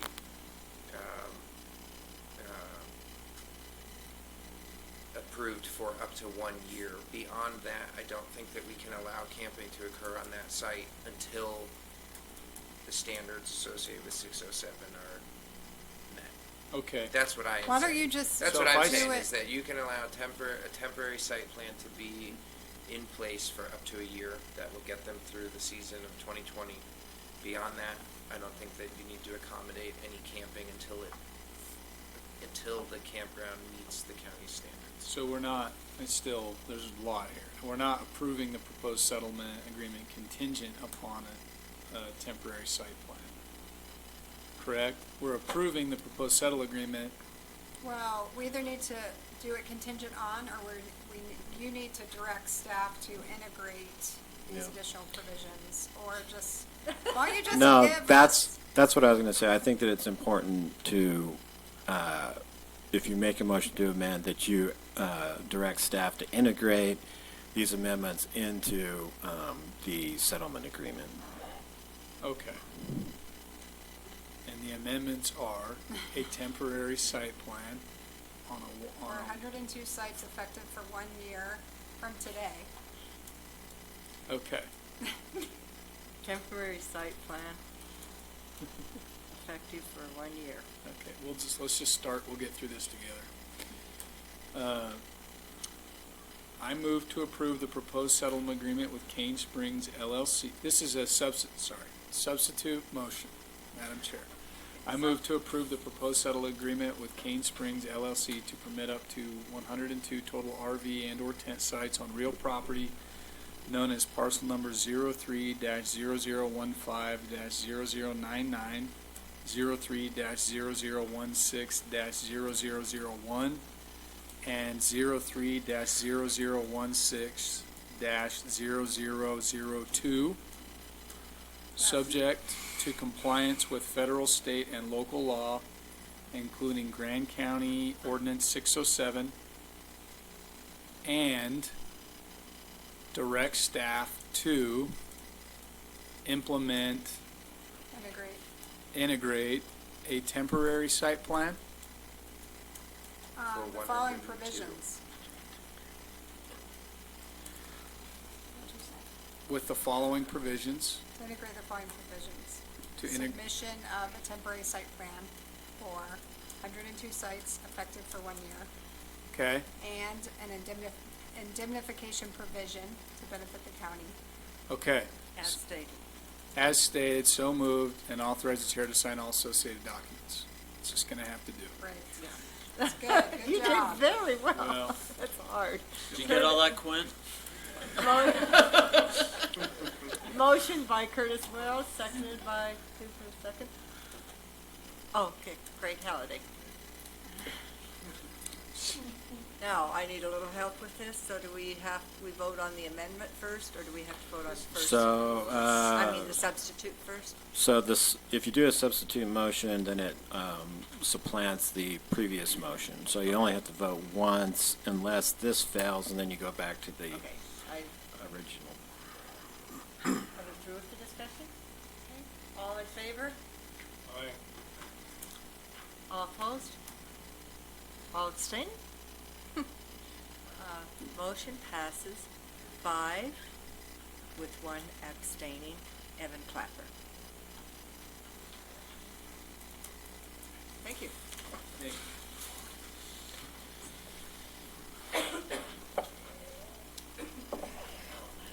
Okay, N. One down. I don't know what happened next. Okay, adopting proposed resolution declaring drug dog Rocky. Oh. Wait, you skipped one. What? Oh, Skipped one. the similar one, okay. I think that was probably, a subconscious Freudian slip or whatever. Well done. Approving proposed settlement agreement with Campgrounds of America, Inc.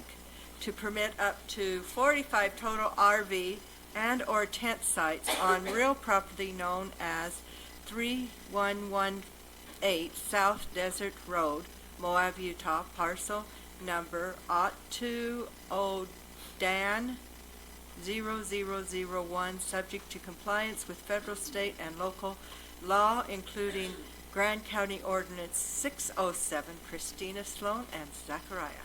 Bye-bye. The lesson I'm learning is to give you shorter agenda titles, by the way. I can figure that out. KOA thing. Yeah. Okay, this one might be just as messy, because Zachariah just listened to the minutes from the 2017 rezone on this one. I think we should go ahead and discuss it.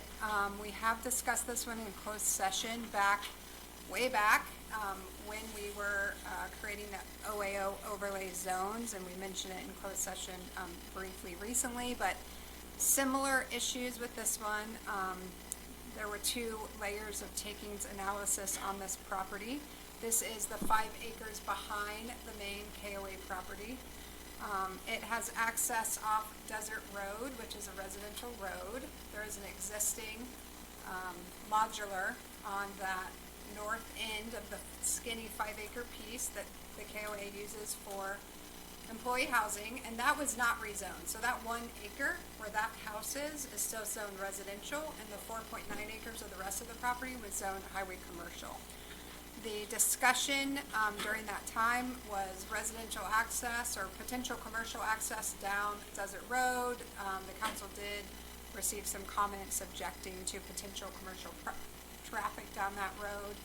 And Zachariah can recap the meeting, but essentially, because we can't contract zone, they were proposing another campground on the 4.9 acres, but we're rezoning it to highway commercial. There was no actual access restriction at that time. It was anticipated an access restriction that would force all the commercial traffic through the KOA would occur at the time they applied for a CUP for the campground, which they didn't do before we passed the moratorium. They are now asking to develop additional sites, which is, even though they're in the OAO overlay, there's no expansions allowed. So we haven't dealt with sort of this phase 3 of how we're, if and how we're gonna allow expansions and or redevelopments. So to resolve this takings analysis, they have requested 45 RV sites, and they have submitted a site plan. You know, back in 2017, they were talking about a little bit more of a diverse plan that would include 10 sites, some cabins, and some RVs. What they've submitted to you now is 45 RV sites. There's a range of options here. You could approve the settlement agreement as written, which approves the 45 RV sites and then includes the access restriction through the KOA.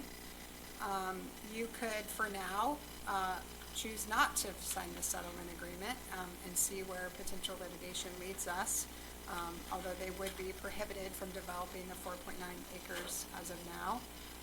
You could also ask them to come back with something maybe a little bit more diverse and interesting than 45 RV sites. But I drafted it as requested by the KOA. So that's what you have before you is the 45. I do want to say one other thing, and I didn't well explain it with Cane Springs, but just Cane Springs, the one we just approved, their most recent site plan application had asked for 42 total sites. Now before that, they'd asked for 200 plus sites, right, in one of their earlier iterations. We landed, and part of it was the takings analysis. How many sites do they need to recoup their reasonable investment-backed expectation? And that's the takings analysis. And they told us 102. But we also kind of got there because we're allowing 60 total campground units, right, in our new ordinance. So it was like, we'll give you the expansion of the 60 plus the 42 you'd requested before, and it also is a number that works with the takings analysis, quite frankly. This is 45. It's not up to the 60 they potentially could have had if they requested that many, although there are site constraints and there are, you know, conditions in the ordinance that they still have to apply. They still have to comply with all those provisions in the ordinance. But just one more piece for you to consider. Wow. Do you have anything you want to add?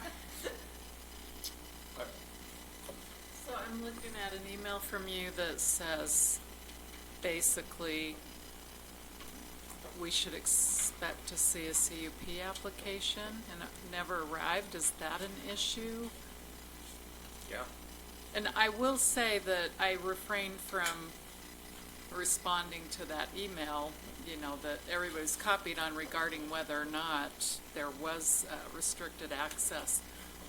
I don't specifically remember talking about that in council meeting, but when I went out to the site, that was a definite discussion that they would only use that, they would only access that residential home from Desert Road. Right. The rest would be accessed through the highway. So Right. that's So I think what you're referring to is an email that I sent. I didn't actually know that you were copied on it. I just replied to all. I thought it was just the staff level and the county attorney. But in any case, I went back and listened to the minutes. All I was doing was summarizing what I listened to in the minutes of the 2017 meeting where the rezone of that property was granted, and wanted to ascertain whether or not there was a discussion about an access restriction and whether or not that was included in any motion.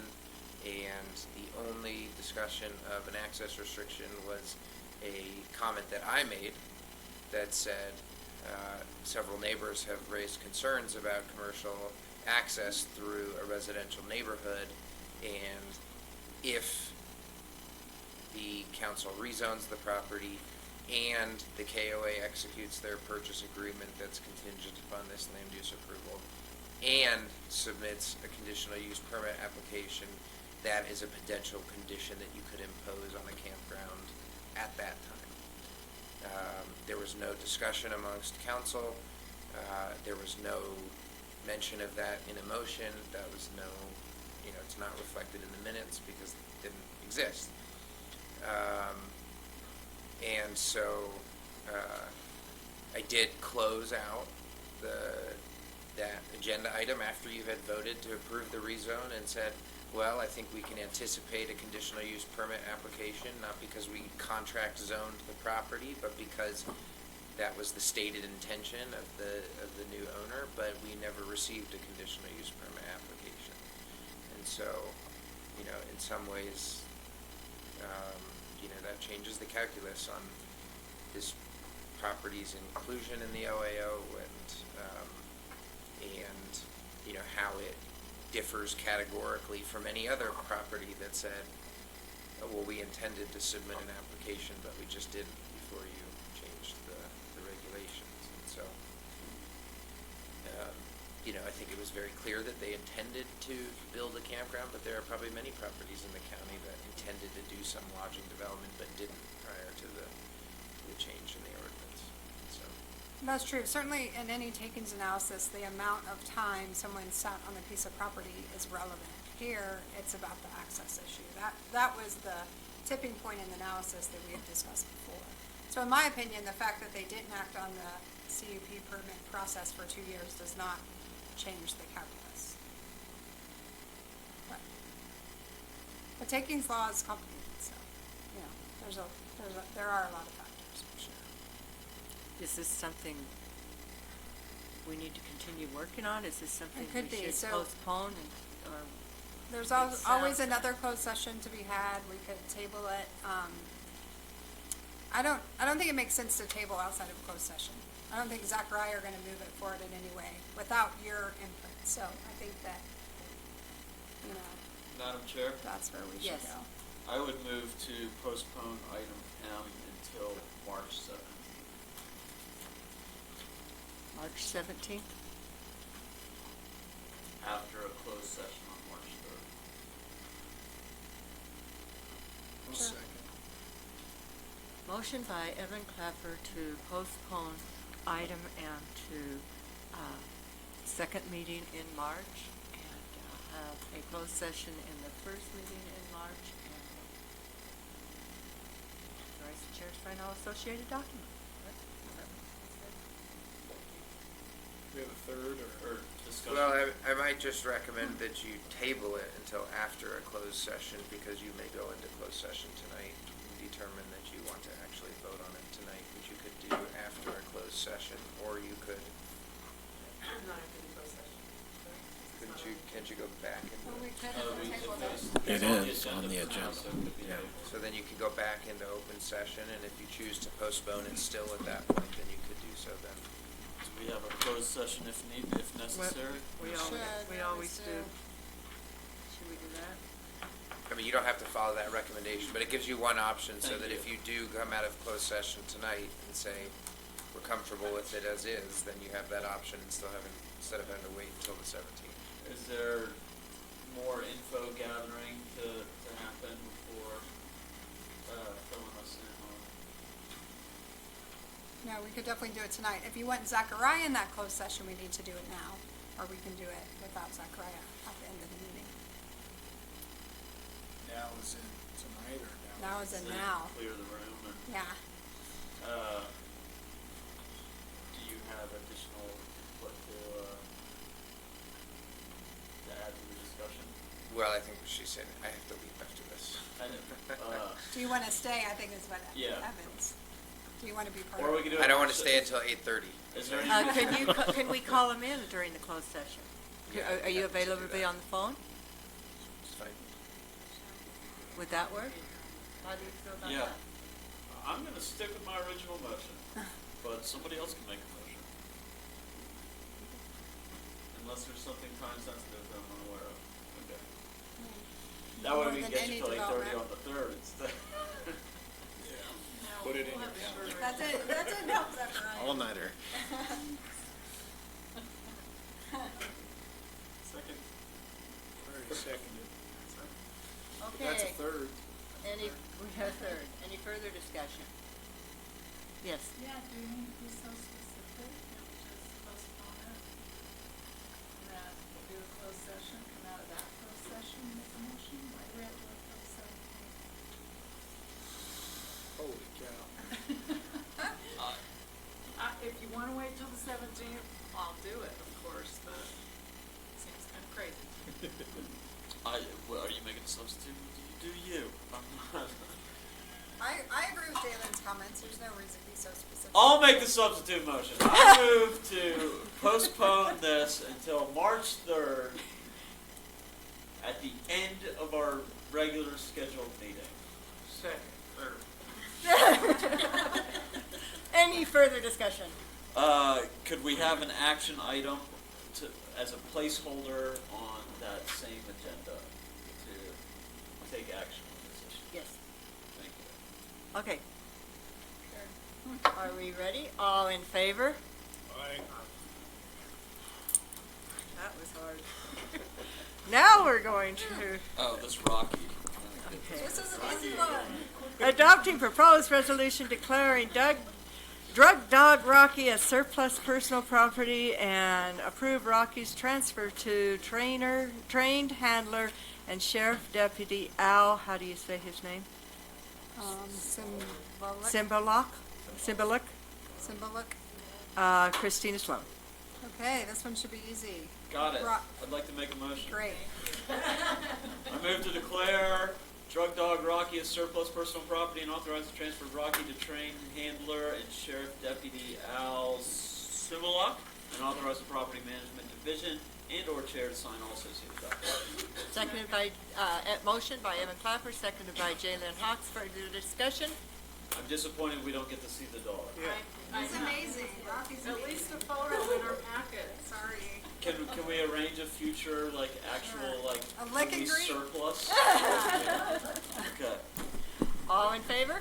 Aye. Passes unanimously. I'm Okay. sure this one will be just as quick. Approving updated capital improvement project list for the government entities within Grand County as prerequisite to applying for funds by the Permanent Community Impact Fund Board. Chris Barrett. I was trying to get my this other computer going. Probably pull it up. So,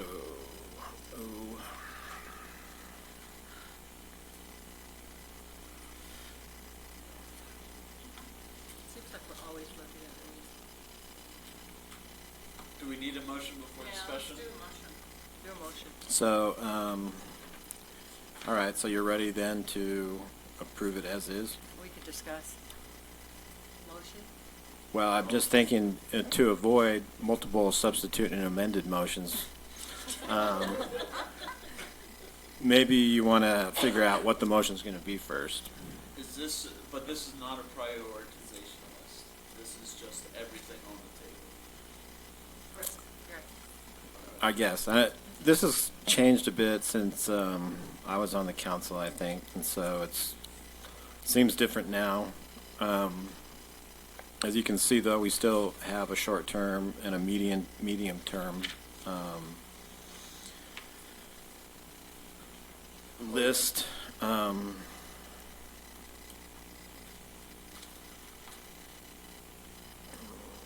I'm having trouble trying to navigate and do the minutes at the same time. But This is the updated list,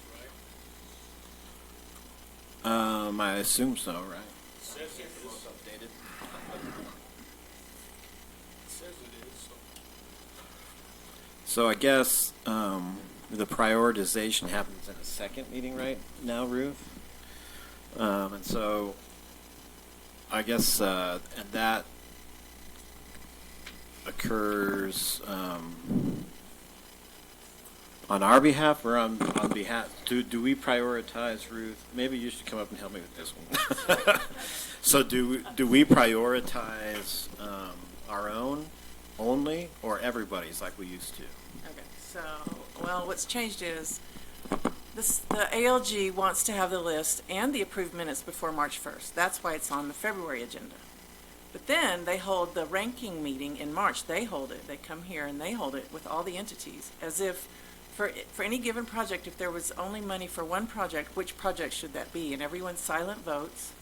And then they put all that together. Then we have to bring it to you guys again, and you can choose to do your own ranking. And this is their current process, is they average your county council rankings with each of those projects, averaged with what the other rankings were for each of those projects. So there's no more A, B, and C. It's always, this is project number 1, most important for our community. This is project number 2. This is project, all the way down. So that's how it goes. Now, that averaging idea is not set in stone. That's just their best way if you guys have different rank ordering than the entities do. And typically you have. So that's what's different. So tonight is just the approval of what's on the list to be prioritized. So yeah, I think then the name of the game is to point out if anything is missing or needs to be taken off.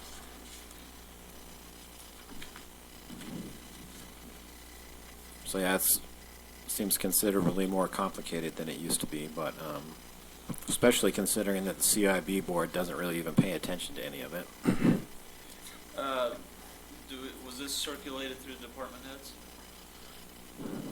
Through all entities within Grant County, the city, the Casa Valley town, all the districts. Oh yeah, we have a large list. We did collect recent updates, and we also, in the fall, September, had an interagency workshop and collected updates at that point. So they've had 2 or 3 opportunities to give us their most current information, and that does include department heads, yes. Yes, Evan. I move to approve the updated capital improvement project list for government entities within Grand County as a prerequisite to applying for funding by the Permanent Community Impact Fund Board and authorize the chair to sign all associated documents. Motion by Evan Clapper. Seconded by Curtis Wells. Discussion. All in favor? Aye. Aye. Passes unanimously. Okay. Adopting proposed resolution amending the policies and procedures of the governing body relating to the citizens to be heard. Chris Baird. Okay, so at the last council meeting, you requested that some policies be brought back relating to adding a citizens to be heard right after the Pledge of Allegiance, and then another one at 6 p.m. or as close to that as we can. And so I wrote that into the proposed changes to the policies and procedures of the governing body. I also removed mention of the card to speak on matters pertaining to agenda items, and instead added that to the citizens to be heard section of the policies.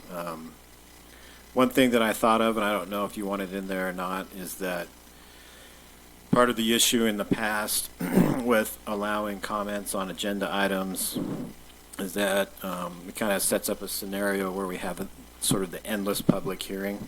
We hold a public hearing, and then if it takes us multiple meetings after that to actually make a decision, people just keep coming and providing comments even after the deadline that we set where the public hearing is closed, which is normally the Wednesday, the week after the public hearing. So I put in there sort of the ability for the chair to disallow comments on agenda items that were subject to a previous public hearing. It's discretionary the way it's written, but I think that can sometimes be important. Otherwise, the public hearing just goes on forever regardless of what you say after the public hearing is concluded. Sounds good. Wait, well, just keeping with Chris's, let's not have a bunch of substitute motions. I do have 2 comments. One is just grammatical. The third, whereas Grant County wishes to facilitate citizens whom may be employed, that should be who. I Googled it. Wow. I wouldn't have. And the 6th, whereas, it mentions emergency meetings and special meetings. And I did not see anywhere in the body of the, Oh yeah, so where that was addressed. that was that should be taken out. Okay.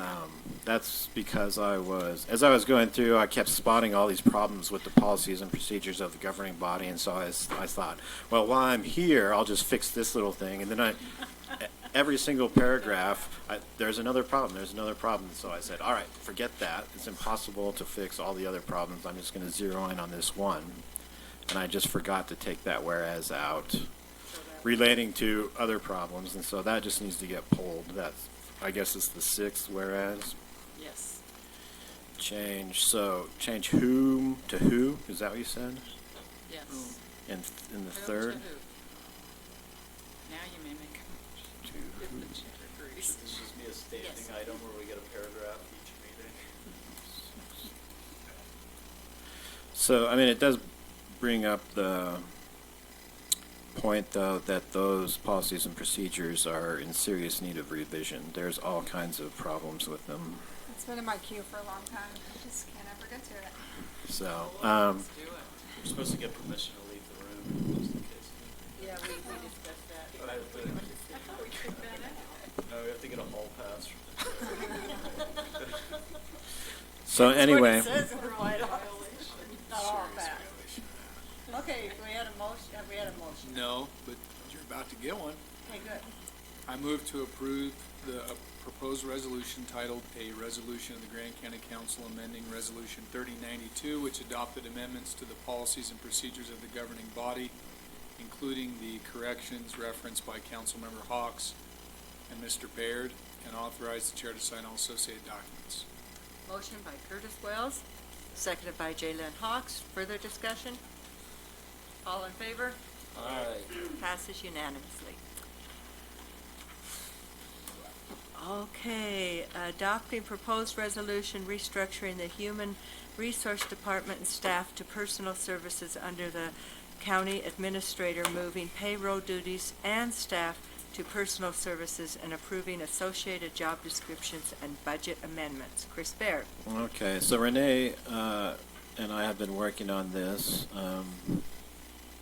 As the resolution calls out, any executive duty that's not contained within the duties of other elected officials within the county falls on the county executive. Then the Grand County Council is the county executive, and they exercise most of those duties through their staff.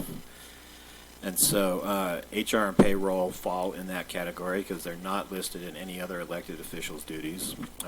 We did do, I think Ruth and Tara did a poll of other counties in Utah.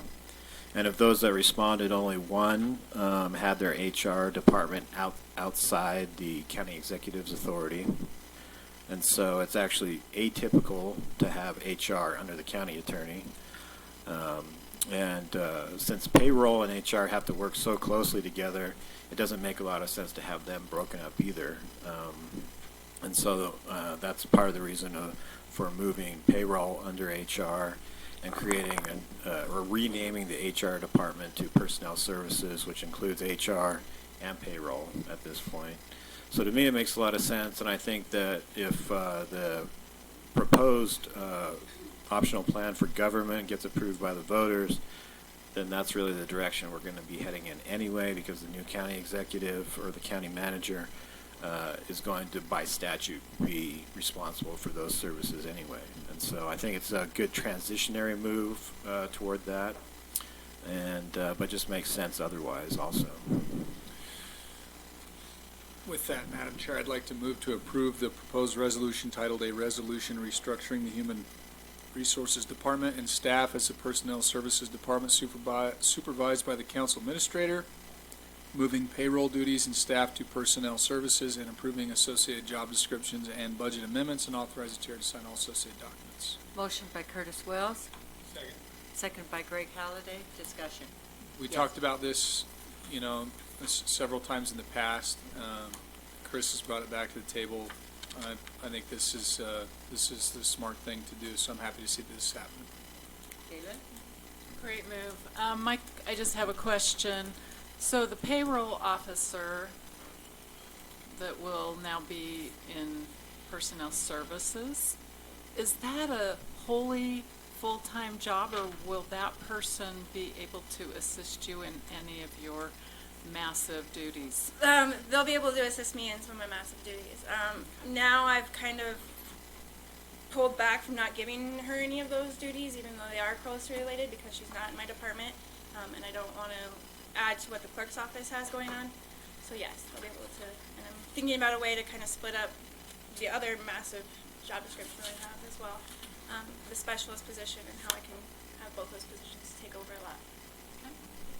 So, yeah, and I think we did bring up, I don't know, in the agenda summary or somewhere, that the job descriptions are drafted to provide support to one another, HR to payroll and vice versa.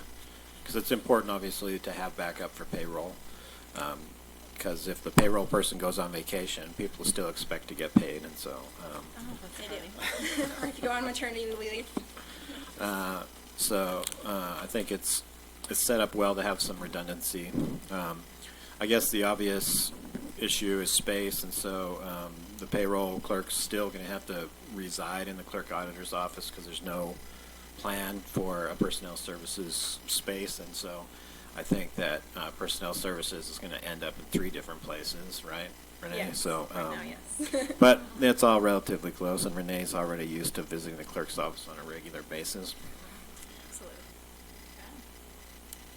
Okay. All in favor of motion? Aye. Passes unanimously. Thank you. R1, approving appointment to county boards and commissions, Airport Board, reappointment of Bill Halley and Norm Knapp.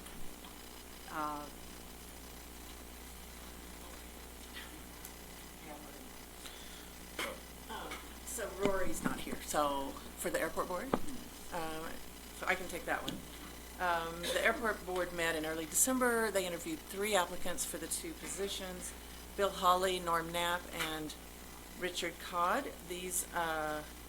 Their recommendation is Bill Hawley and Norm Knapp, both of which are reappointments with terms expiring 4 years, so 12/31/2023. Madam Chair, I'd like to make a motion on this. I move to approve the reappointment of Bill Hawley and Norm Knapp to serve on the airport board with term expiring 12/31/2023. Authorize the chair to sign all associated documents. Motion by Greg Halliday, seconded by Curtis Wells. Discussion? Jaylen? Well, I've seen this a lot in the county, and it seems like there might be an expectation of entitlement to be on some of these boards. It's very hard to justify putting 2 gentlemen on the board whose really lists the qualification as being, I've been on the board for years. And then you look at the careful application that the 3rd gentleman put in. And, it's just hard to justify. So I just wanted to point that out. This gentleman put a lot of time into his application. He has a lot of good qualifications. The other 2 were basically, I've been on the board for a long time. So I would caution people to be aware of that when they're applying for boards. That not to take it for granted that nobody else is going to compete with you. Yeah, I think more background in a case like this is, I would agree. I think it's really called for. Is it enough to make a substitute motion? Okay, all in favor? Aye. All opposed? All abstained? So, it passes 4-2. Jaylen in opposition. They've only got 3, if that's the case, because we've got 3 votes, 1 abstention. That doesn't constitute. Well, I voted. What was the vote? 4 to 1 to 1. I miscounted at least once tonight, so I figured Sorry. No, don't be sorry. Okay, so, passes 4-2, 4 in favor, Jaylen Hawks opposed, and Gabriel Wojtek abstaining. Okay, we are now to item 2, volunteer for Moab mosquito abatement, reappointments, 2. Okay. 2 applications for the mosquito abatement board. Spent some time on both of these gentlemen, Tim Granby in the chair last year, when I was kind of active in helping them through their crisis. And they both do a good job. So with that, I would move to approve the reappointment of Mike Binion and Tim Graham to serve on the Moab Mosquito Abatement District Board with terms expiring December 31st, 2023, and authorize the chair to sign all associated documents. Motion by Curtis Wells, Second. second by Greg Halliday. Discussion?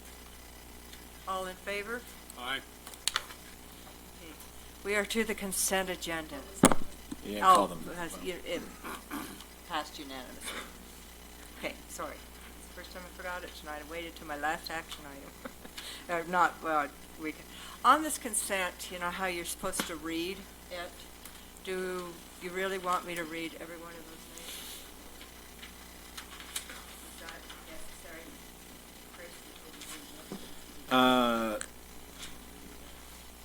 No, probably not. You can just say acknowledging conflict of interest disclosure statements filed in 2020 by council members, elected officials, and employees.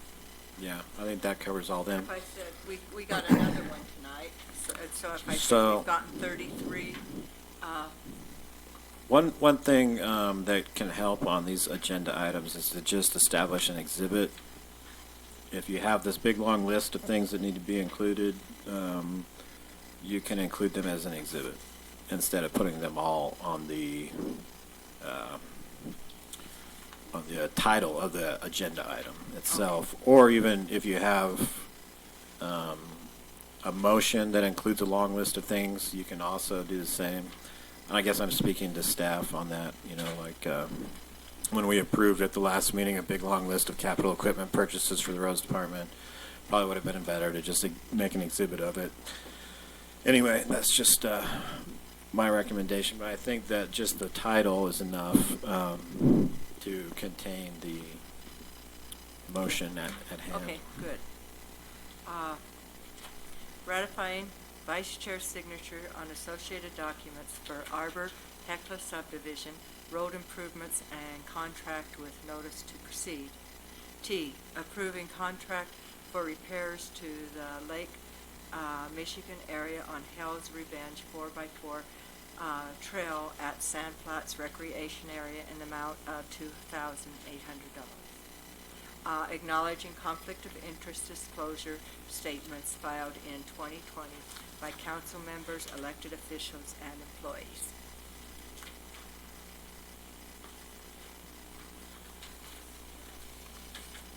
Was that I would motion to approve the consent agenda as presented, including material on the dais. And authorize the chair's signature. And authorize the chair to sign all associated documents. And, motion by Evan Clapper, Second. second by Greg Halliday. Discussion? All in favor? Aye. Passes unanimously.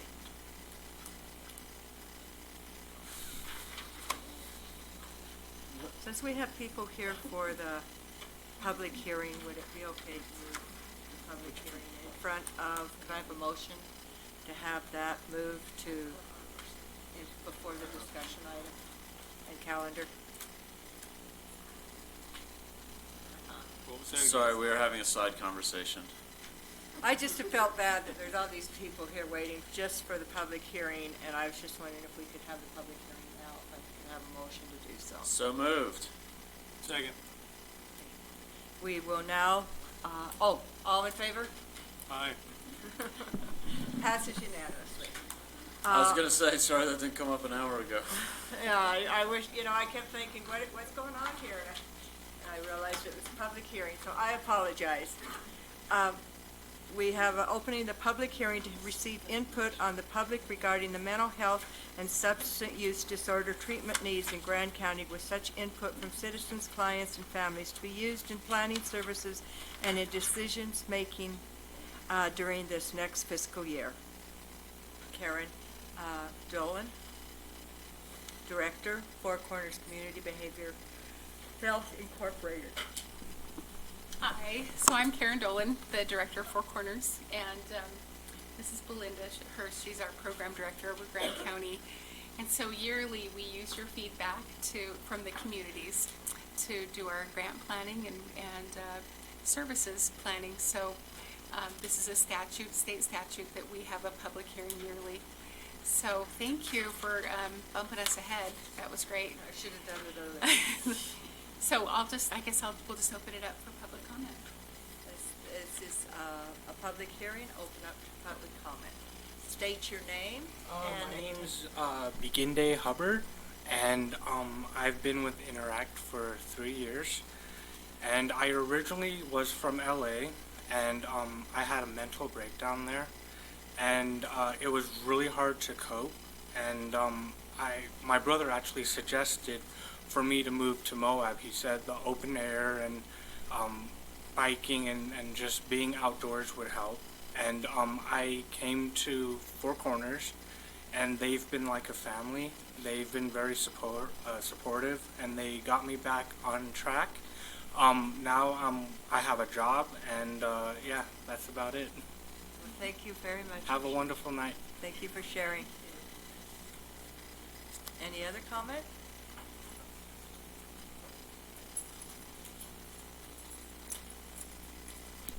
I'm short. Hi, my name is Alicia Fisher, and I have been seeing Four Corners since 2003. I have had cancer 3 times, so I suffer from PTSD and severe anxiety.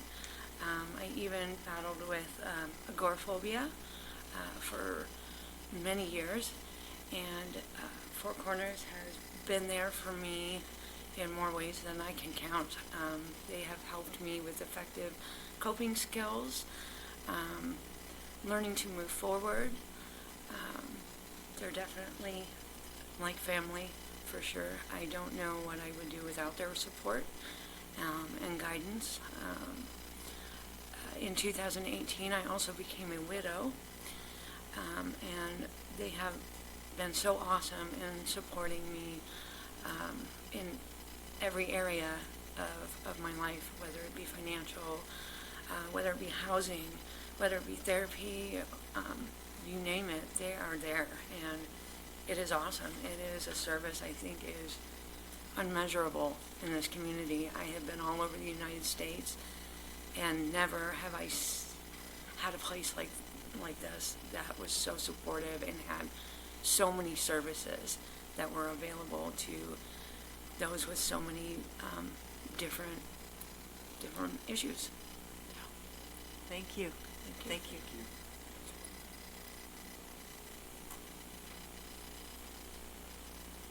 How are you guys? I'm Chanel Covington. I have battled with substances since I was 8. I also hit some PTSD milestones, and I just have really suffered for a long time. I got into Four Corners last year in August, I believe, and since then I've been sober. I've been building my life back up. I'm reaching out and trying to get my son finally. I take classes for parenting. I also take classes to help with my coping skills, and they have just helped me so tremendously. It's insane. They're amazing. You guys are amazing. I'm going to give it to Heidi because I hate public speaking, but I was here. Very good. Thank you.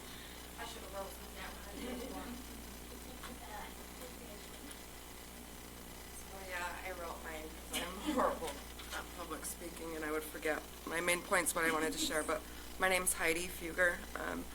I've been blessed to be a client at Four Corners Behavioral Health for a little over 2.5 years. They've gone above and beyond to make a meaningful impact that has truly transformed my life. When I first came into treatment, I was homeless and alcohol dependent and completely broken. I felt defeated, hopeless about my future, and alone. I remember in the beginning of my journey, the clinic helped me pay for a campsite, and at the time it was a huge worry for me and taking up a lot of space in my mind. With the comfort of knowing where I would lay my head at night, I was able to focus on and retain the information I was being taught in groups. Then I was able to focus it, to process it with my individual therapist, who helped me to understand how I could apply these skills into my daily life. I formed a strong connection with my therapist. She's not only helped me to cope through some of the most trying times of my life, but also how to create a meaningful one. Together we've been able to correct my thinking errors, make and achieve many goals, and and in many ways rewire some of the damage that I've caused to my brain. Today I'm happy to say that I have been sober now continuously for a little over a year and a half. In this amount of time I've regained confidence in life, and Four Corners has also helped me get into a place of my own to call home. I've been able to build and maintain healthy relationships, regain my driver's license, get a new car, and I'm now employed as a certified peer support specialist. I run 2 recovery meetings a week, as well as put together community events for those in recovery in our community, in hopes that I can create meaningful interactions among my peers in the community to instill the gift of hope that's been given to me. I feel like Four Corners has been a huge support in my life and changing it around, and so thank you for all you do. Thanks for the time. Thank you.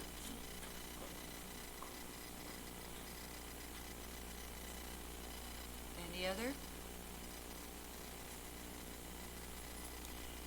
Is this a public hearing that stays open? You can if you want, but doesn't have to. There is no action, right? There is no It's action. just a public Right. hearing. Okay. So this public hearing will stay open until the February 19th at 5 o'clock for written comments. Thank you. February 26th or 19th? 26th, I meant. Okay. Today, that would be tomorrow. So thank you. Thank you.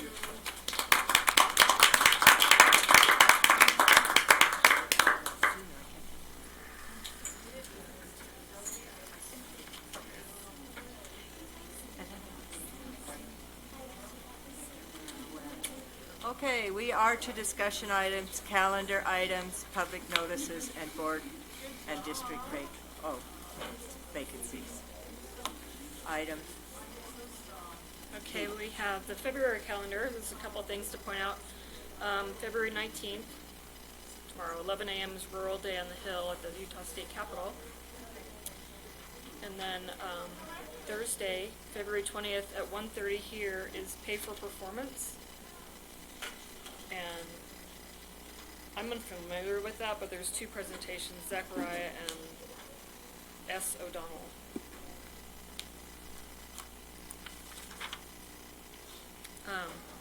On March 9th at 3 o'clock, there's the CIB prioritization meeting that we were talking about. So that's March 9th, 3 o'clock. It's a Monday.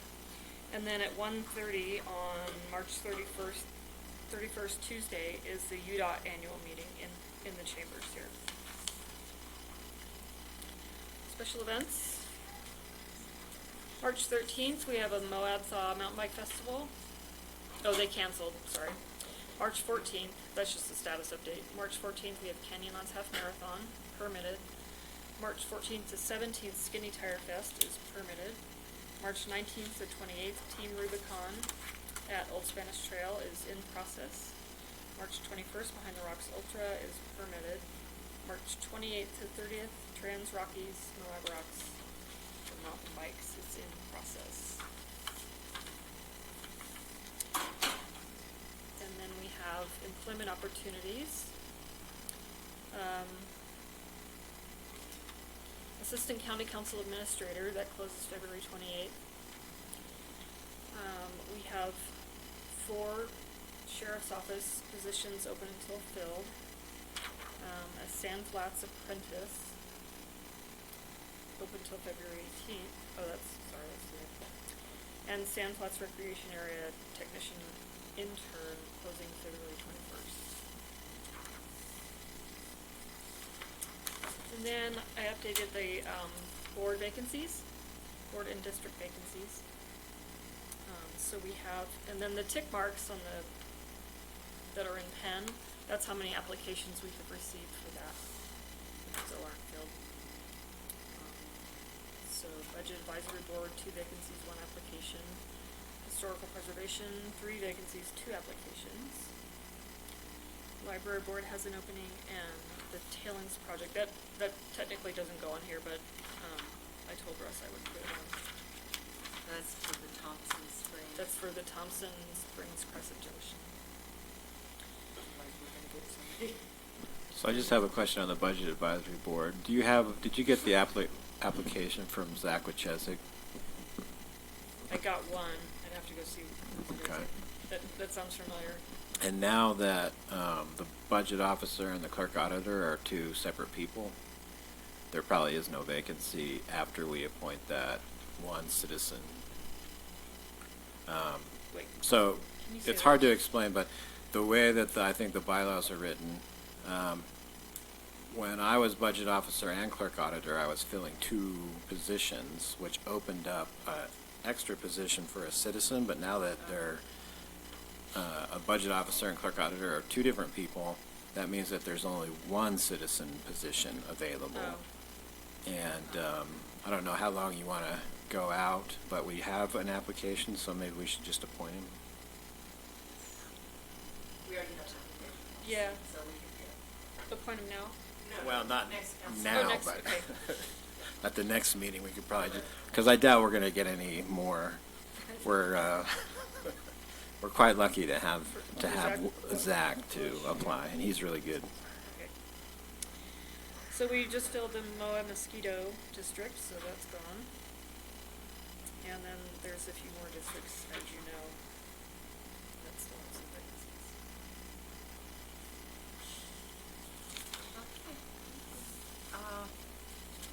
We are at the end of our agenda. Yes?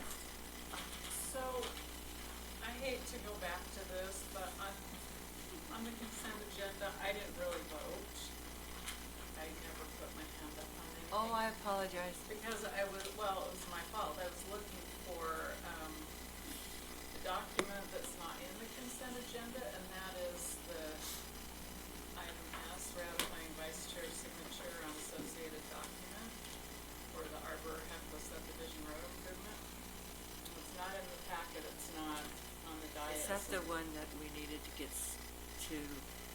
I signed it, I did sign it, I can verify that, but it's not in the packet, so I didn't feel, I don't know, I feel that I should be voting on it, so I was toying with the idea of pulling it out, but all the votes went too fast, and so here we are now. Just mark me as abstaining. Okay, so If on that's consent legal. can we go back? Sure.